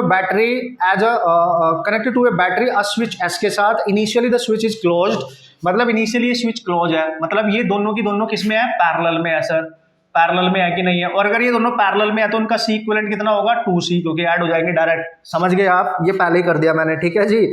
उसने मतलब बोला the switch is close so that the capacitor are completely charged, ठीक है sir. The switch is now opened, अगर स्विच को हम ओपन कर दें, ठीक है सर, एंड ठीक है ना, the free space between the plates of the capacitor is filled with the dielectric medium of the dielectric constant 3। अब वो पता है क्या बोल रहा है, अगर स्विच को ओपन कर दूं तो ये वाली कैपेसिटर देखो अलग हो गई और बैटरी केवल इससे कनेक्ट है, और इसमें आपने एक डाइलेक्ट्रिक कांस्टेंट फिल कर दिया, उसका 3 मैग्नीट्यूड का डाइलेक्ट्रिक कांस्टेंट है। तो उसकी जो नई कैपेसिटेंस हो जाएगी ना, इसकी ए की, वो हो जाएगी, हमें पता है कैपेसिटेंस इंक्रीज हो जाते हैं K टाइम्स, तो ये आ जाएगी 3C, बस ये याद रखना। और ये यहाँ से रिमूव हो गया, क्योंकि स्विच को ओपन करते ही ये कैपेसिटर खत्म हो गई, तो बैटरी सारी एनर्जी अपनी इसकी दो देगी, ठीक है, सारी एनर्जी इसको दे देगी, ठीक है सर। तो अब क्या करेंगे यार सर, अब हम करने वाले हैं boss, find the ratio of the initial total energy stored to the final total energy stored. क्या बात कर दी, जब ये स्विच क्लोज्ड था तब इनिशियल एनर्जी कितनी थी, एनर्जी होती है हाफ CV², तो इनिशियल एनर्जी निकाल लो, हाफ C कितना है इनिशियली, ये रहा 2C, C इक्विवेलेंट लेंगे ना, into potential of the battery, दोनों पे ही अप्लाई हो रखा था V², ये बन गया। तो इनिशियल एनर्जी कितनी आ गई, 2 से 2 कैंसिल, CV² आ गई सर। फाइनल एनर्जी निकालेंगे तो कैसे करेंगे, चूंकि इसको ओपन कर दिया गया तो ये अलग हो गई, लेकिन इसमें भी तो फिलिंग की गई है, और इसके पास खुद ना कुछ, पहले जब ये कनेक्ट थी इसके पास पोटेंशियल, जो बैटरी का पोटेंशियल है वही था, लेकिन जब इसको डिस्कनेक्ट कर दिया गया, स्विच को ओपन किया तो ये बैटरी से डिस्कनेक्ट हो गई, तो अब इसका कुछ नया पोटेंशियल हो जाएगा V', ठीक है, उसको कैसे निकालेंगे मैं बताऊंगा। और इसकी भी कैपेसिटेंस हो जाएगी CB की 3C, समझ गए आप। टोटल एनर्जी निकालनी है, यानी A की टोटल एनर्जी और B की टोटल एनर्जी। A की टोटल एनर्जी कैसे निकालोगे, A की इस वाले की हाफ C कितना हो गया, 3 फिल करने से 3C हो गया सर, और V तो उसका एज इट इज है, क्योंकि ये डायरेक्ट बैटरी से कनेक्ट है तो इसका V बैटरी का ही होगा, लेकिन ये डिस्कनेक्ट है, इसका V निकालना पड़ेगा, तो प्लस हाफ, लेकिन 3C तो लिख ही सकते हैं, और V' उसका हमें नहीं पता है, V' हमें उसका नहीं पता, निकालेंगे कैसे निकालोगे, देखो जब ये इससे कनेक्ट थी तो V था, तो इसमें जो चार्ज गया होगा वो कितना था, वो तो सेम ही रहेगा, before connection after this connection, है ना, चार्ज सेम रहेगा, तो इनिशियल चार्ज और फाइनल चार्ज आपका सेम रहेगा। तो initial charge Q equal to CV, तो C कितना था पहले, C पोटेंशियल बैटरी का था जब बैटरी से कनेक्ट था, अब जब डिस्कनेक्ट कर दिया तो चार्ज कितना होगा, C होगी 3C इंटू पोटेंशियल हो गया V', तो ये हो गया कैंसिल, तो देख सकते हो V' आपका आ गया V/3। तो डिस्कनेक्ट करने के बाद इस वाली को उसका पोटेंशियल V/3 हो गया, तो यहाँ पे आप लिखेंगे 3CV²/2 plus 3C/2 into V/3 का होल स्क्वायर, तो 3CV²/2 प्लस 3CV²/918। क्या आप मेरी बात समझ पा रहे हो, ठीक है, तो यही होना चाहिए यार, ठीक है, और ये कैंसिल हो गया, ठीक है, 6 ही बचेगा मतलब, तो 3CV²/2 प्लस यहाँ बचेगा CV²/6, इसको सॉल्व कर लो, 6 एलसीएम हो गया, ठीक है ना, तो ये बन जाएगा यहाँ पे 339 और एक 10 CV²/6, तो इसको आप लिख सकते हो दोस्तों 5 CV²/3। सिंपल, रेशियो निकाल लो, आंसर आपको दिख रहा है। रेशियो कैसे निकालेंगे sir, initial over final, initial दे रखी है CV², फाइनल आई है आपके पास 5 CV²/3, ये हो गया कैंसिल, तो 3/5 इज द फाइनल आंसर। है कि नहीं, बेहतरीन कॉन्सेप्ट, बेहतरीन प्रॉब्लम दोनों एग्जाम के वास्ते, क्या बात कर रहे हो, ठीक है। क्वेश्चन नंबर 97, तो यार अब बात करेंगे क्वेश्चन नंबर 97 को। उसने बोला एक कैपेसिटर है 600 picofarad is charge to this, एक कैपेसिटर है आपके पास, ठीक है, और इसकी कैपेसिटेंस दे रखी है आपको C1 दे रखी है 600 पिकोफैरेड है, ठीक है, और इसका जो पोटेंशियल दे रखा है 200 वोल्ट दे रखा है, ठीक है sir. It is then disconnected from the supply, मतलब बैटरी से इसको हटा दिया था, एक बैटरी लगा रखी होगी ना इसके ऊपर जिसका वोल्टेज इतना है, ठीक है, तो and connected to another uncharged capacitor के साथ इसको कनेक्ट किया। एक कैपेसिटर हो रहा है जिसका पोटेंशियल तो हमें नहीं पता है, लेकिन उसकी कैपेसिटेंस हमें पता है कितना है भाई, 600 पिकोफैरेड ही है, तो इन दोनों को आपस में कनेक्ट कर दिया। तो जब पहली वाली को दूसरे के साथ कनेक्ट करोगे तो यार ये तो C1 C2 रीडिस्ट्रीब्यूशन ऑफ का केस है, रीडिस्ट्रीब्यूशन है, ठीक है, यहाँ पे चार्ज आपस में रीडिस्ट्रीब्यूट होंगे तब तक होंगे जब तक दोनों का पोटेंशियल सेम ना हो जाए। तो जब भी इसमें एनर्जी लॉस्ट की बात करें, एनर्जी लॉस्ट कितनी होगी, तो half C1 C2 over C1 plus C2 V1 minus V2, सारी वैल्यू दे रखी है, पुट करो आंसर आ जाएगा। C1 दे रखा है, C2 दे रखा है, V1 दे रखा है 200, V2 दे रखा है 0, हो जाएगा क्वेश्चन, अपने आप करना, ठीक है, हो जाएगा क्वेश्चन, अपने आप करना। Question number 98। देखो यार 98 में क्या है, इक्विवेलेंट निकालना है यार। इतने तो तरीके आपको आते ही होंगे कि इक्विवेलेंट आप निकाल सकते हो। देखो इसमें 3 सर्किट है, पहला, ठीक है, दूसरा और तीसरा। पहले में 4 कैपेसिटर है, दूसरे में 4 ही है, उसमें भी 4 ही है सब में। तो आप देख सकते हो कि जो लास्ट वाला है वो तो बैलेंस्ड ब्रिज है, बाकी आप कर ही लोगे, मेरे ख्याल से आप कर लोगे, मेरे को ऐसा लग रहा है। क्वेश्चन नंबर 98 आप खुद भी कर सकते हो, ठीक है। इक्विवेलेंट है, सीरीज पैरेलल अप्लाई करो, हो जाएगा, ठीक है जी। Question number 99। क्वेश्चन नंबर 99 क्या बता रहा है सर? 99 क्या बता रहा है, ठीक है। 99 में भी आप कर सकते हो, क्योंकि ये 2 प्लेटें हैं, उनमें फिलिंग की गई है डाइलेक्ट्रिक कांस्टेंट की, ठीक है, इस तरीके से। इसमें कांस्टेंट अलग है, इसमें अलग है, इसमें है K1, इसमें है K2 और इसमें है K3, ठीक है ना। तो ये अलग कैपेसिटर बनेगा, यहाँ से यहाँ तक ये अलग कैपेसिटर बनेगा, ठीक है। और लेट्स सी यहाँ पे एक पॉइंट A है और इनकी इक्विवेलेंट कैपेसिटेंस आपने निकाल लेनी है। और ये डिस्टेंस जो इनके बीच में होगी D/2, टोटल 2 प्लेट के बीच में डिस्टेंस है D, इसका एरिया है A, लेकिन जब ऐसे इसको कट किया गया होगा तो ये एरिया बन गया होगा A/2 इन दोनों के लिए। तो एक कैपेसिटर यहाँ बनेगा C1, एक C2 और एक ये बनेगा C3। तो पता है कैसे नजारा है ये? ऐसा नजारा है ये, पहला कैपेसिटर, दूसरा कैपेसिटर और इधर तीसरा कैपेसिटर एज इट इज ऐसे है। चेक करें आप, ठीक है। तो ये C1 निकाल लेना, C2 और ये C3, ये दोनों सीरीज में है, इनका कॉम्बिनेशन इसके साथ पैरेलल में निकाल लोगे, ठीक है। बस एक चीज का याद रखना, इसमें K1 इंसर्ट किया गया, तो C1 जब निकालोगे ना, एप्सिलॉन नॉट A है A/2, D भी है D/2 और K1 का मल्टीप्लाई कर देना। जब ये निकालोगे C2 तो यहाँ पे भी K2 लिखोगे, एप्सिलॉन नॉट A/2 लिखोगे, D/2 लिखोगे। जब ये करोगे D सेम है दोनों के, D ही रहेगी। हाँ, एरिया हाफ हो गया, वो अलग बात है, एरिया हाफ हो गया। तो जब C3 निकालोगे तो आप निकालोगे एप्सिलॉन नॉट A/2 और D एज इट इज और K3। बस सीरीज पैरेलल करके कर लेना यार। ओके भाई, तो लास्ट क्वेश्चन है हमारे पास, शतक वाला क्वेश्चन है, 100 प्रॉब्लम पे हम आ चुके हैं, ठीक है ना। तो उसने बोला n rows each containing in m number of cells in series, m number of cells है ये, है ना, containing m cells in series। m यहाँ पे मिसिंग है, आप उसको देख लेंगे, total number of cells m है।